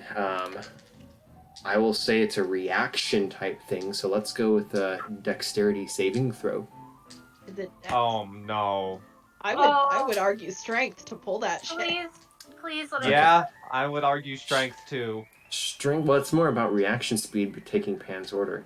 You think strength? I would Yeah. think so I because mean, you have to be strength strong to enough to pull pull it the lever down, to yeah. stop it. Yeah. Okay. That's my defense. Okay. Roll strength. I'm agreeing with that defense. I'm not even looking. I'm so scared of my saves today. Okay. It's a 14. There's a careen as and kind of sparks immediately fly up from the wheels as you careen to the right and you move your way up the hill. You are now ascending. I need Miles and Durakar to roll their next athletics checks, please. I touch Miles. Frankie keeps give hitting the me, guidance. so I stay in a rage. Okay. You maintain your rage. I don't think I'm gonna Alright. need that. Use it. Um, Just use it. Because as soon as you use it, I put it on myself. Please use it. Okay, I'll use it. So 24 for Durakar and 26 for Miles. You are picking up speed. You're going up the hill. However, you're going like faster and faster and faster. Pan. I'm just imagining like full blown like slapstick style humor. Like one of us hops out of the cart, picks up the cart, starts running with it, Oh, puts it back absolutely. down, hops back in. Absolutely.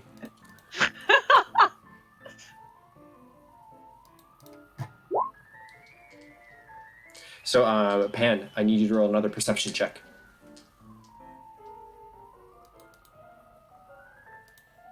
Okay. Guidance. Perception. Yep, I got guidance on myself. Perception. Guidance. 13. Oops, hold on. I might roll 20. No, this isn't the right music. It becomes a more pleasant ride, less rushed. This is have any of you guys watched Hoodwinked? Mhm. Yes. This is gonna be the scene where the goat goes flying off the mountain on the mine. Yep. Oh my god. That's what this is gonna be. An avalanche is coming and I do not Okay. feel prepared. So, Pan, you rolled a 13? in total. Okay. Yeah. You can see there is another fork in the road coming up pretty quick. They're both even. There's no they're both slightly uphill. Yeah. Okay. 18. So you can see on the right wing there is collapsed corridors in some of them. You're not sure if the tracks are completely in good shape. They're sturdy, but everything's kind of collapsed around it at some point. Left. Miles, guidance. Okay. Carlotta. Wouldn't you give that to Carlotta?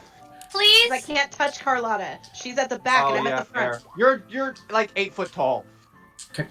So it's a Please strength. touch me. Big arms. I Yeah, can't I need reach it. you. I'm right there. You're probably 5 Big, feet you got away big from me. arms. So Lengthy arms. I will, let's see, because it's a fork in the road. Carlotta, would you like to roll percentile dice? 50 or lower is left, 51 or higher is right, and that's just the direction the tracks are already set. Can we pick up the fork? Oh my god. Okay. The track is to the right.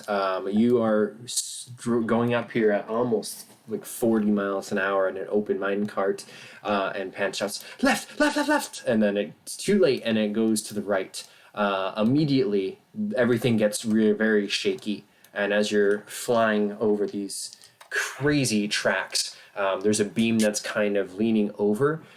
You all duck down underneath it, but the mine cart clips it, and there's a big explosion of dust and rock behind you, and the mine cart leans. I need everybody to roll dexterity saving throws.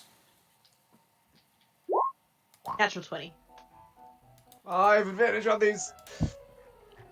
Oh.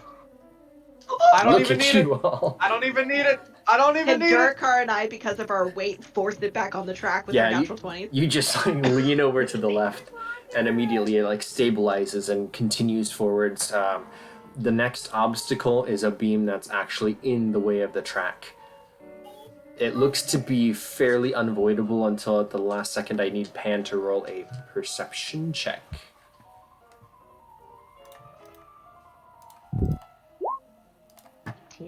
Okay, you can see there is in fact another fork in the road just in time.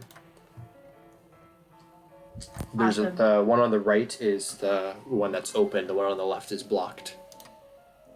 Right! And then reach back, slap Carlotta. Like, just reaching for her, just trying to reach for her with my gigantic arms. I don't know if I'll reach her or not. Yeah, I think Carlotta, you would know kind of what she's doing, and you almost like lean forwards and try to just slap her hand so you can get the guidance. Oh. Come on. Okay, you're able to lock the brakes over, and then immediately it like swerves to the right. You are all safe for the time being as you kind of speed around this corner. I need Durakar and Miles to both roll their checks, please. Miles, slap! Guidance. As soon as I feel the magic drop, it goes to somebody else. 17 for me. Miles, back. Sorry, I was muted. I had a question. Are we smart enough to be able To do what? to control the speed? You, if you want to try to tone it down, you can try. But so far you're I feel racing. like just for the comedy of it, we have to be going at top speed. Got it. I got a Okay. 24. 24 and 17. You are racing down the corridor. You all see light up at the end of the hallway. Me. At what point do flames start forming on the track Oh. because of how fast we're going? Right now. Perfect. I do that on purpose. Pew, pew, pew, pew, pew. Thaumaturgy. I think we're about to run over some goblins. Okay. Oh, I hope we do. Did you roll your perception, Pan? Perception. Total of 18. Okay. Carlotta, boom, guidance. You can see up ahead. It's coming to a dead stop. You're coming up to a station, and there seems to be something blocking the path. Stop! Oh no! Uh-oh. This is too fitting. This Okay. is too fitting. Now pushing 50 miles an hour as you're zooming up the tracks. Everybody can see what's going on. You're coming up to a station. There's goblins all around. They look very puzzled looking in your direction. Everybody make dexterity saves. Are we going for a jump and roll? Exactly. I'm going for a jump and roll. I'm grabbing Frankie. I'm making sure Frankie is safe. And oh no, and I'm. Can I try God, to I'm knock jumping off. Can I try to knock Carlotta off? with If my you want, Yeah, can we both attempt to do that, like with our giant bodies? at disadvantage to your own, you can. So you can re-roll for a disadvantage. To Durakar, you would just take the 4 instead. 10. I don't want to take the 4 instead. Okay. I'll try to tackle Carlotta. Ken tries to Okay. get her. So, Pan, you're able to Carlotta kind of freezes in fear for a moment, like the brakes screeching both levers down, and it's like almost like a death grip on them to keep them in place. Pan realizes that it's just not going to be enough, and you kind of pull her a little bit and say, jump! And Carlotta, re-roll another dex save, please. Oh. Okay. With that, Carlotta failed, Pan failed, Durakar succeeded, and Miles, that's a 10. That's a fail. Yeah. Okay. So, I'm about to we- be fighting a horde of Did goblins we at on least my get own. off, but just maybe took damage when we got off? Because I don't want to, like, go crashing into this, sailing into that giant pit. yeah, basically the barrier is going to send everybody flying. And if everyone can reroll initiative. What direction do we go flying, though, Adrian? That's a huge thing that could go very I don't. quickly I wrong. just don't want to go. Oh, that I don't. God. The I thought so. 14's not my initiative. I need a 21, please. Okay, can you manually change it yourself? Oh, can I actually do that? You can click on it and Oh, manually change perfect. Okay. So the cart smashes. That's 8 points of damage for the 3 on the cart, and then it flips over. Everybody roll 1d6 for me. Oh, everybody. Not Durakar though. Sorry. Oh, not me. So you're 5. okay. And Carlotta's a 3. So Carlotta and Miles, you tumble over to the edge and you kind of grab on. You're now hanging. The minecart and all the debris just kind of falls down into the hole. And okay. These guys are 16. So that's Durakar first. These guys looking aggro. It doesn't even matter. I'm gonna rage. I'm killing them. Can you do the one that's closer to Pan so Pan can help us? But this one was the closest to me. Get I that one. understand this. It's fine. Get that one first then. One swing Okay, that's a hit. for 21. Okay, that's also a kill. If you kill him. That's also a kill. Lovely. And then I will do a little bit of this and a little bit of that. Okay. So I move to that one. That is also a hit, and that is also a kill. So let's see. 5, So you just cleave 10, the goblin. 15, 20, 25, 30. That's my turn. Frankie is with me the entire time. Okay. Pan. I'm gonna. Am I prone? Yes, you're skidding across the floor, prone. Okay, I'm gonna get up and move in between both of them, and if I can, I will set the urn down behind me, and then just with each of my giant furball cans, I'm gonna grab both of them by the collars of their armor and just lift them out of the like help them out from so they don't fall. Okay. That would be athletics, or you can lend advantage to them on their athletics. I would like to lend advantage on their athletics as I plant my feet. Okay. So then it is the goblin's turn. They all immediately start rushing Durakar. 1, 2. Oops. Oh my gosh, Jesus. he got bigger. He's bigger all of a sudden. Good, maybe he stands a chance. Steroid. 1, 2, 3, 4, 5. And he's gonna throw a javelin at you. 1, 2, 3, 4, 5. He's gonna throw a javelin at you. 1, 2, 3, 4, 5. 1, 2, 3, 4, 5. 1, 2, 3, 4, 5. And so that's going to be 2 attacks. They both miss. The 15-19 hit. And they're both halved, though. Why is it double rolling? Is it because they're flanking? I don't think it's not supposed to. Yeah, so those miss. I guess I'll just use the other attack rolls because there's going to be the javelins coming at you. And there'd be 2 more javelins. Which we roll those. There's a short bow in there. I'm just using that because that's what it's on there, Okay. but they're javelins. So, does the 19 hit or no? 2 19s hit me, yeah. Okay, so 10 points, half down to 5, and then it's Carlotta. All right. What a bunch of wimps. What do I roll to get down from here? Um, Safely. So it'd be an athletics check with advantage as Pan takes you by the hand and gives you a pull. Great. Oh my goodness. You're still hanging there. Can I roll an What was that? I roll an athletics to try to pull her up? You gave advantage instead. Okay. It was worth an ad. Miles. Same thing. If you want to try to climb up, Pan's got you by the hand. You can try to roll with advantage. Yeah, I'm gonna go ahead and get up. Okay. I did not roll with advantage yet. You wouldn't need to. I don't think you need it. I don't think you need it. So, yeah, you climb up, then get to your feet. With that natural 20, can I still try to help Carlotta get up at this point?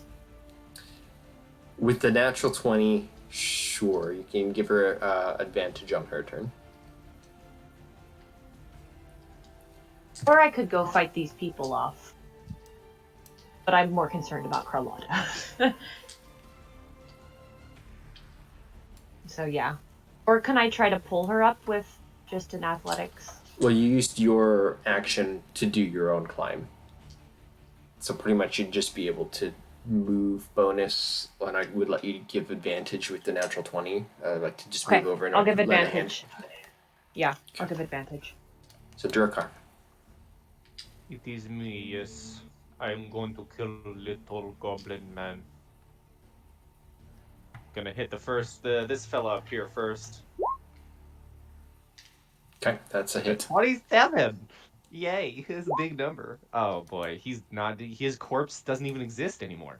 No, he's smooshed. And then I'm gonna hit the one behind me. And, what's his odds of survival looking like? Non-existent. Okay. Hi, fellas. Can I try and intimidate them as I run up to them and scream in their faces full of blood? Sure. Yay. I am the most calm barbarian right now. It's an 8. I'm the most calm barbarian. They seem pretty angry. Not really intimidated at all. Pan. That's fine. They're not gonna have heads in a few minutes, seconds even. Is Carlotta up yet? No, she's still hanging, and you've got her by the hand. Now that Miles is up, I'm gonna shift both hands and I'm gonna grab her by her chainmail. I think she's wearing chainmail, and just yank her as hard as I can and try to yank her up out of the hole. Okay, I think because Miles is giving you advantage, I will let Miles. Do you want to do that on this roll, or if Carlotta's turn next? I'll go ahead and do it this roll. Okay. Okay, go with advantage.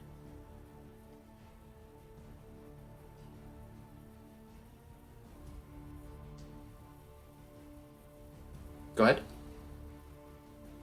Miles or me? No, you. He's giving you advantage.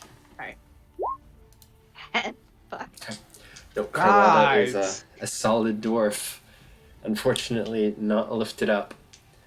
There's not gonna be any left for you.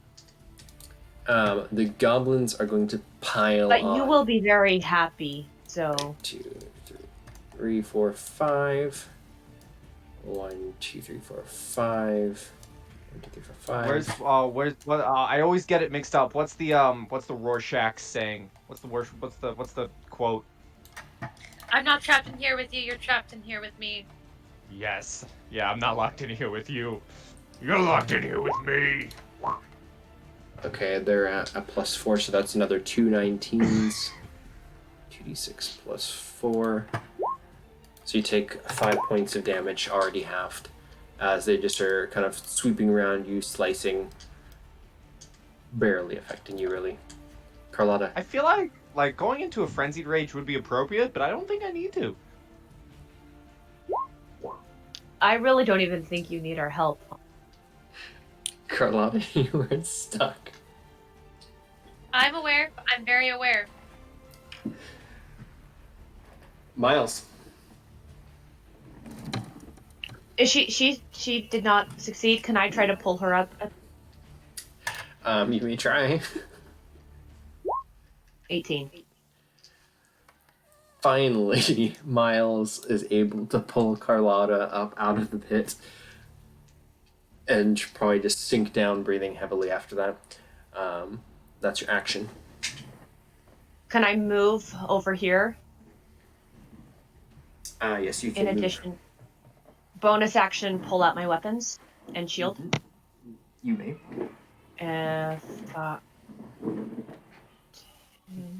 15, 20, 25. Okay. Was that your turn? We got this. Yeah, that's my turn. Okay. Smashy time. All right. Yes, it is. You say that, and because you said that, I am now going to miss both my hits. So this is swing at whatever one in front of me. That hits. Oh, wait, that's 14 max. No, that does not hit. Oh, okay, then it doesn't hit, and then the second one. So one's That dead. does. Yeah. Just dead. And I think I'm okay where I am. Let them pile on. I can take them. Okay. Pan. Seeing all this craziness and all of that stuff, let's see.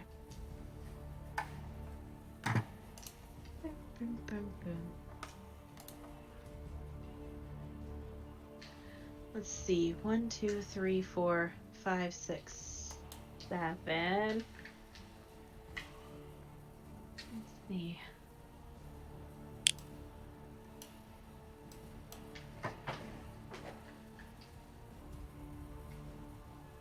We're gonna.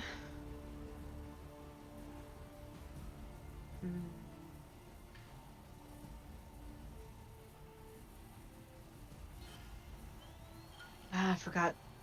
Clerics don't really have that many AoE spells. So we're just gonna go 5, 10,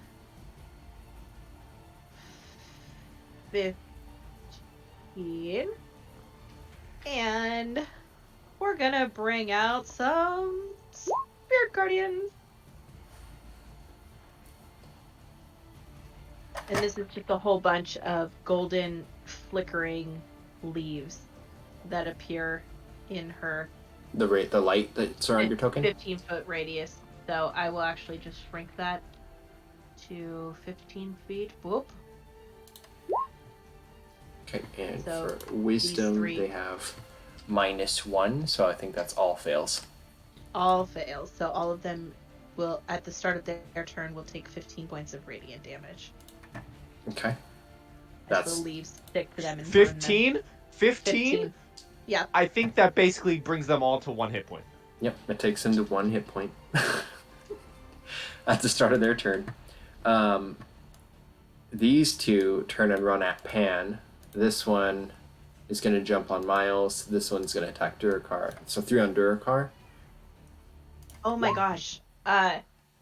Sorry, I just read this and I don't know how you want to rule this, Adrian, because it would be really funny. So, when a creature enters the area for the first time or starts its turn there, so it enters the area when I start it, and then they start their turn in there. I don't know. It's up to you. Bless you. That's kind of the Moonbeam thing, which, to me, the way it's worded is it does kind of double damage.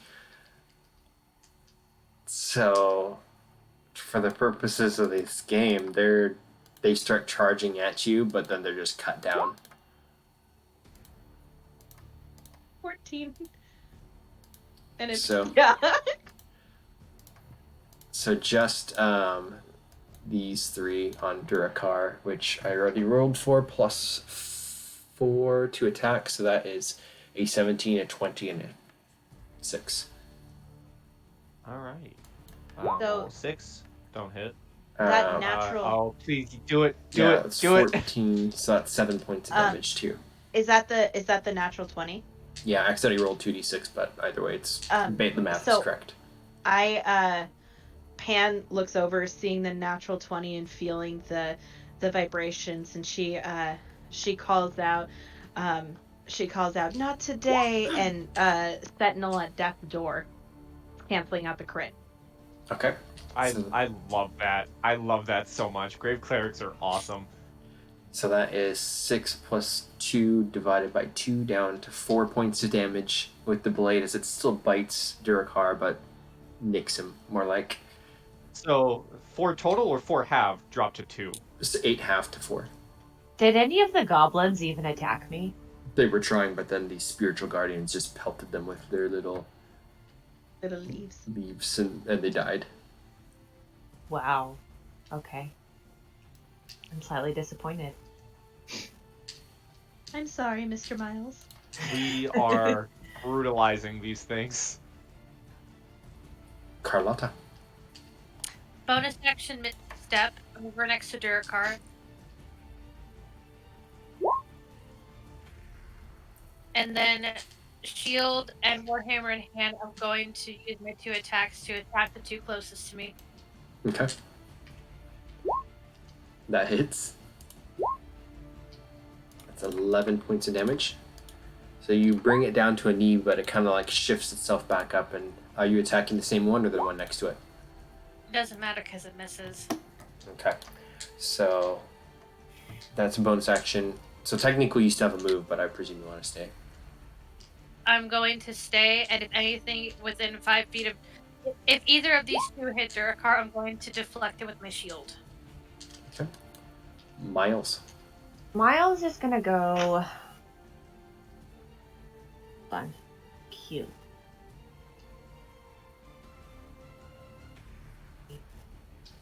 Miles is gonna go there. And he's going to attack. Step on the corpse. I don't. Yeah. And, wait. And then I'm going to. Hold on. Use your new weapon, please. Attack it. Do. Copy. Paste.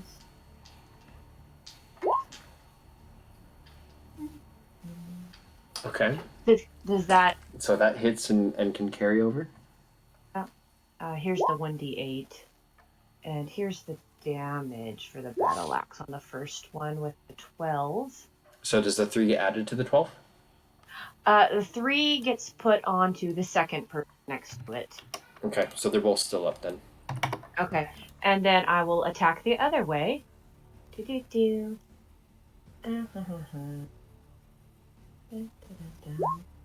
Oh, that's a natural 1, but it was a 9. Nope, that misses. Action surge! And then I'm going to attack again. Okay, 2 more times. That hits. Are you doing the opposite direction now, or? Yeah, I'm doing it the opposite direction. And then I'm going to do the same exact thing. Oh, here's the damage for the first one. Here's the d8 for the second. Okay. So the second one is down. You slice through, and the first one is still up. Oh, I still have a second attack because a fourth attack because I action surged. Get him. And let's see. Oh gosh. Miss. Wow. Appropriate. Appropriate. 2 for Anyway. Durakar. Okay, watch me get nat 1s. Here's the first one. Miss. Oh my god. Here's the second one. Immediately There, that's dead. better. Smush down the middle. Yeah. Blood and guts everywhere. I help. How's his buddy looking? Can I intimidate him? All of his friends are dead. Can I like get advantage on intimidation to just yell in his face? Okay.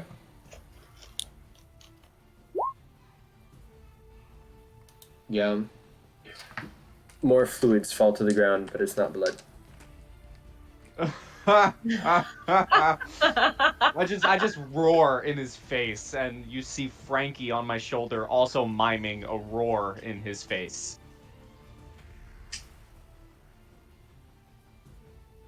Okay, that brings us to Pan. Pan's just going to just kind of step forward. Boop. Boop. And everybody gets these really beautiful, like, golden leaves floating around in their space, almost dancing and sparkling as she just points a finger at the last goblin, and all the leaves like center around him and start shaking, and to him he hears like loud ringing of bells as I cast Toll the Dead. Oh my god. Dang. His head explodes. So he peed himself and then his head popped. Yes. I feel like Oh, I'm that's a not lot a of person blood. anymore. But they attacked us first, so I don't feel that bad. I don't think That's they a- did. I don't think they did. Yeah, roll for that cantrip. Oh my god. You know, I don't think they did attack us first, but we can say that on the legal report. Oh, I'm sorry. I must not have seen. I was down a hole. They were attacking us first, as far as I saw. I'll go back and pick up the urn. What are these goblins got on them? They got goods? Yeah, do they? What is this? Right here. Oh, that's a pillar. Okay. Yeah, it's a column. So, Okay. So all the goblins have javelins, spears. They have little potion bottles, and then they have bags of like different knickknacks and ears and mismatched copper pieces and silver pieces. Not too much. Well, we can still split up the money and the mysterious potions. Yes, I know someone who can appraise those. Sounds good. My wife is good friends with him, although he's very odd. What are the weird little potions? They've got a kind of green, sickly mixture that sloshes around slowly. Mackenzie, you were supposed to laugh. I did laugh. My mic cut it out. Okay.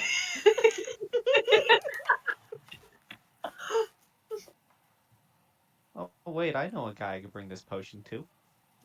I don't know if I want to go back to that store, though. We're all God. going. You're all talking about the same person. Are we all talking about who I think we're talking about? Yeah. Carlotta hasn't met him yet, so I can't say much. Miles was really rude to him, and Miles' wife wrote an apology letter, and now her and Delric are pen pals. That's how I got my Anyway, fluffy I think pillow. it's probably best for us to ready this cart. This cart is different. This is a pedal cart. There's 4 spots for pedal. Delgroon? Can you hear me? Hello? Oh, yeah. Go ahead. Yeah. So this cart is different. There is no central lever. This one has 4 chairs, and they all have pedals on the in each section of the chairs.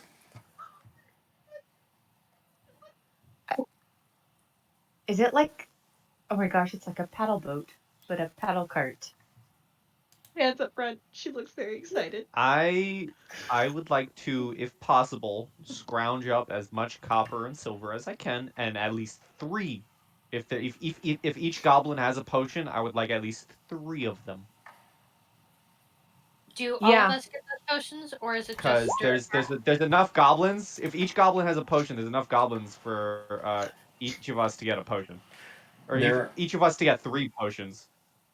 There's a conglomerated amount of 26 silver pieces, and there are 12 of these green goblin-y potions. Perfect. They each had a little. It's not so much a vial, so much as it's like a little flagon. After we figure out the cart, I wouldn't mind helping them, but I am curious about the cart. But I'm not sure how long that would take compared to how long searching these bodies would take. I imagine Durkar and Carlotta's over there too, just kind of dragging them into a pile, rolling them over, checking their pockets. They're not clothed very much. They got kind of crappy body armor and rags. They're goblins. So I'm about to ask a serious question. Are we splitting the silver? Yes. Yeah. As a Okay. player, I will tell you I will be very, very mad if you don't split any of the loot that you get. Because that's just being greedy. That is something that I get irritated with. I have seen it, and I've walked Tends away to from happen games a just lot. not People wanting who to just play with people before. people who just hog loot. I absolutely hate that.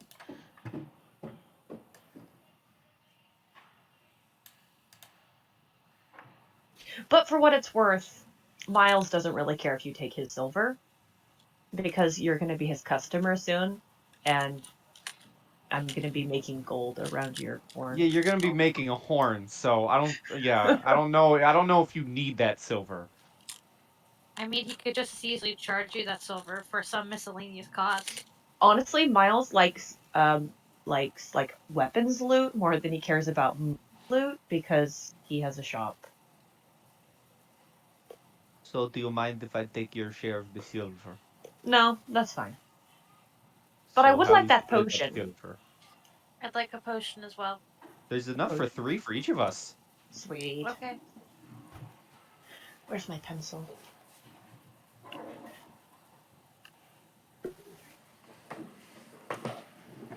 Someone better at math than me, divide the silver, please. How much silver is there? There's 26. 26. There's 3 of us, so if you're taking his share, you'd probably take about 13, and then Pan and I could split the 7 and the 6. Unless you just want to take 12 and then let Pan and I split up the remaining amount. Which would be 14, so we'd each get 7, and you'd get 12 for taking Miles to share. Yeah, I'm cool with that. Cool. Makes things nice and even. And then we each get 3 goblin potions? Question? I do want the Yeah. goblin potions. I want to know what this is. Okay. Yeah, I just wrote down little goblin potion in my inventory. Delric is going to get a letter in the mail with one of these potions from Miles' wife asking, "Would you please figure out what this is?" Delric is going to get a visitation from the gang to find out what these potions are. Miles prefers not to deal with Delric, so he's going to have his wife do it. Is that bad of me? Goblinade. Goblinade. Goblinade. Oh my god. Okay.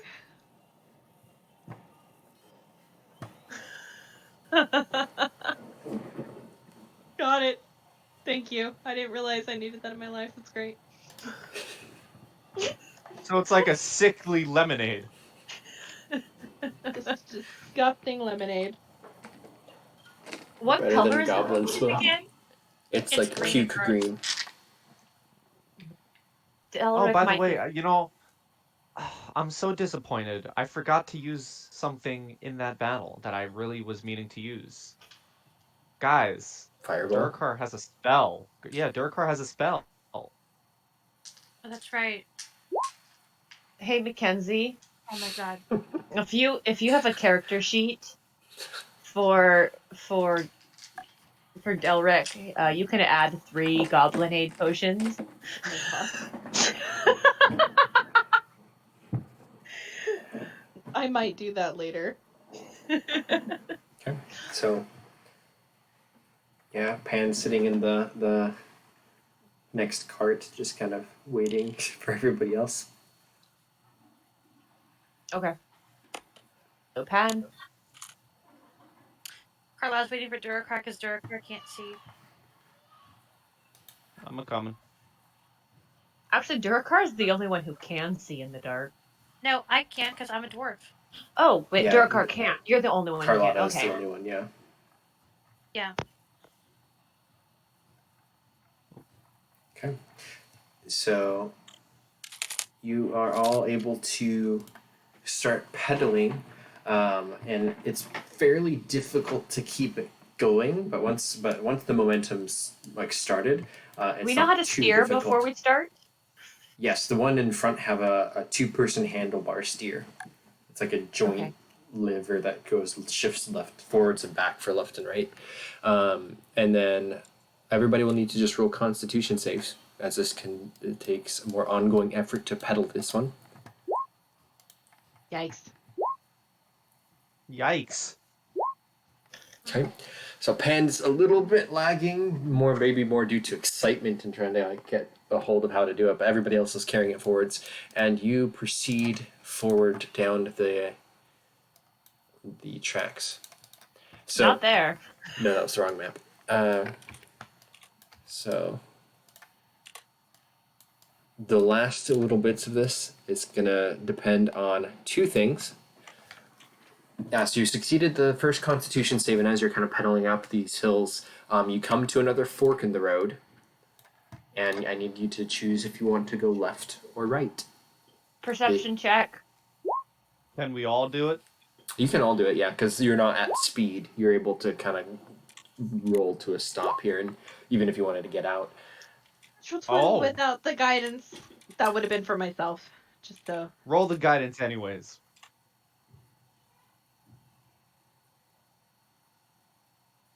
Yeah, go ahead. Let's see. So a 28 perception. So Pan, as the wheels come to a stop, you actually get out and stand at the fork, look left and right. They're both dark, hard to see anything, even casting light down there. It looks like they're both fairly even, but you close your eyes for a moment and just smell, inhaling the scents around and just kind of using all your senses to your perceptive abilities.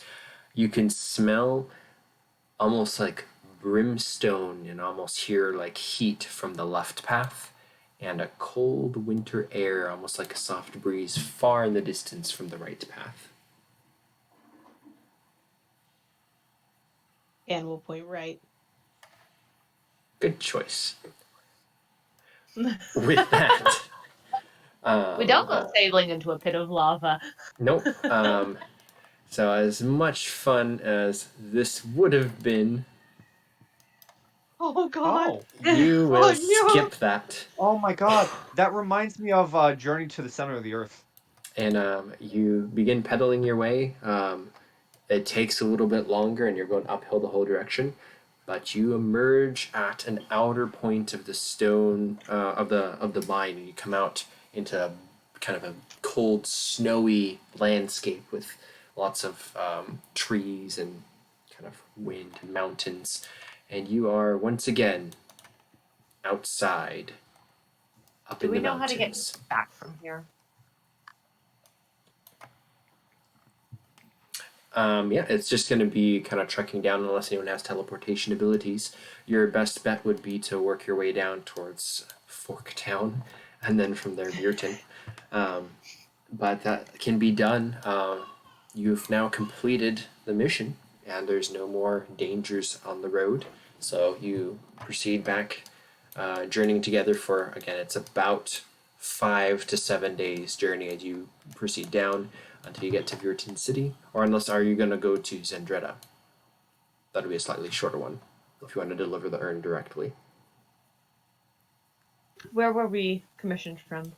The guild hall, but you could go to either one to collect the reward. Vertin, probably. And would want to give this to the guildmaster and express mild discomfort about giving it up. Okay. So once again, it's about a week later, you come into the guild hall, and the guildmaster is in his office alone.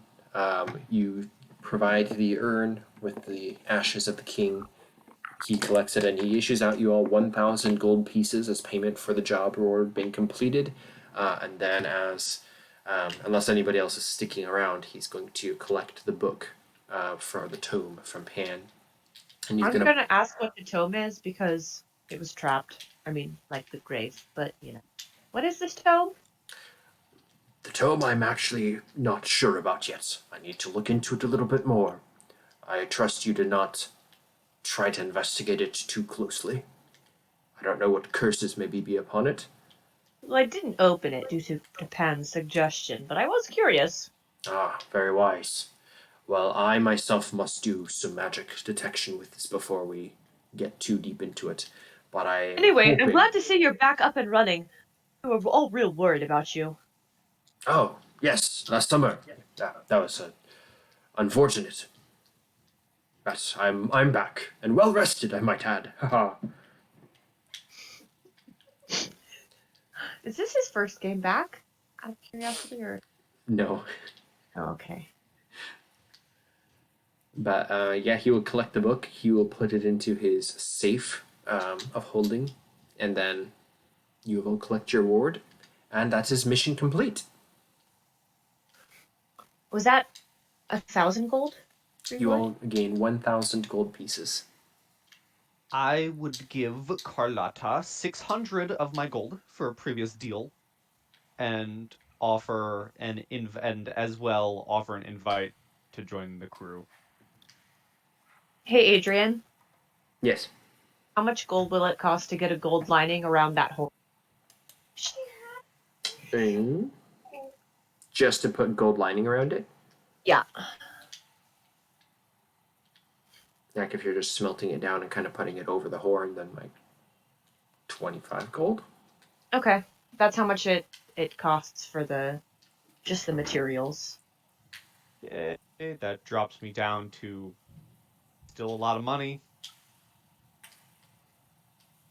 I'm thinking, I'm not sure how much that would be trained. I think it's three gold is a day's work of trained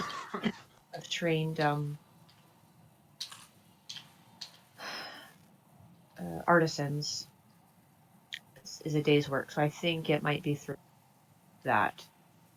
And I'm not putting that in my character sheet. I'm just putting that. I call it my wife, but it's kind of my husband because he tells me when I occasionally working in the shop. So 3 additional gold was that? Yeah. Yeah, put that 3 gold for just the crafting of that. 507. Now time to find out what I get for my special horn. Okay.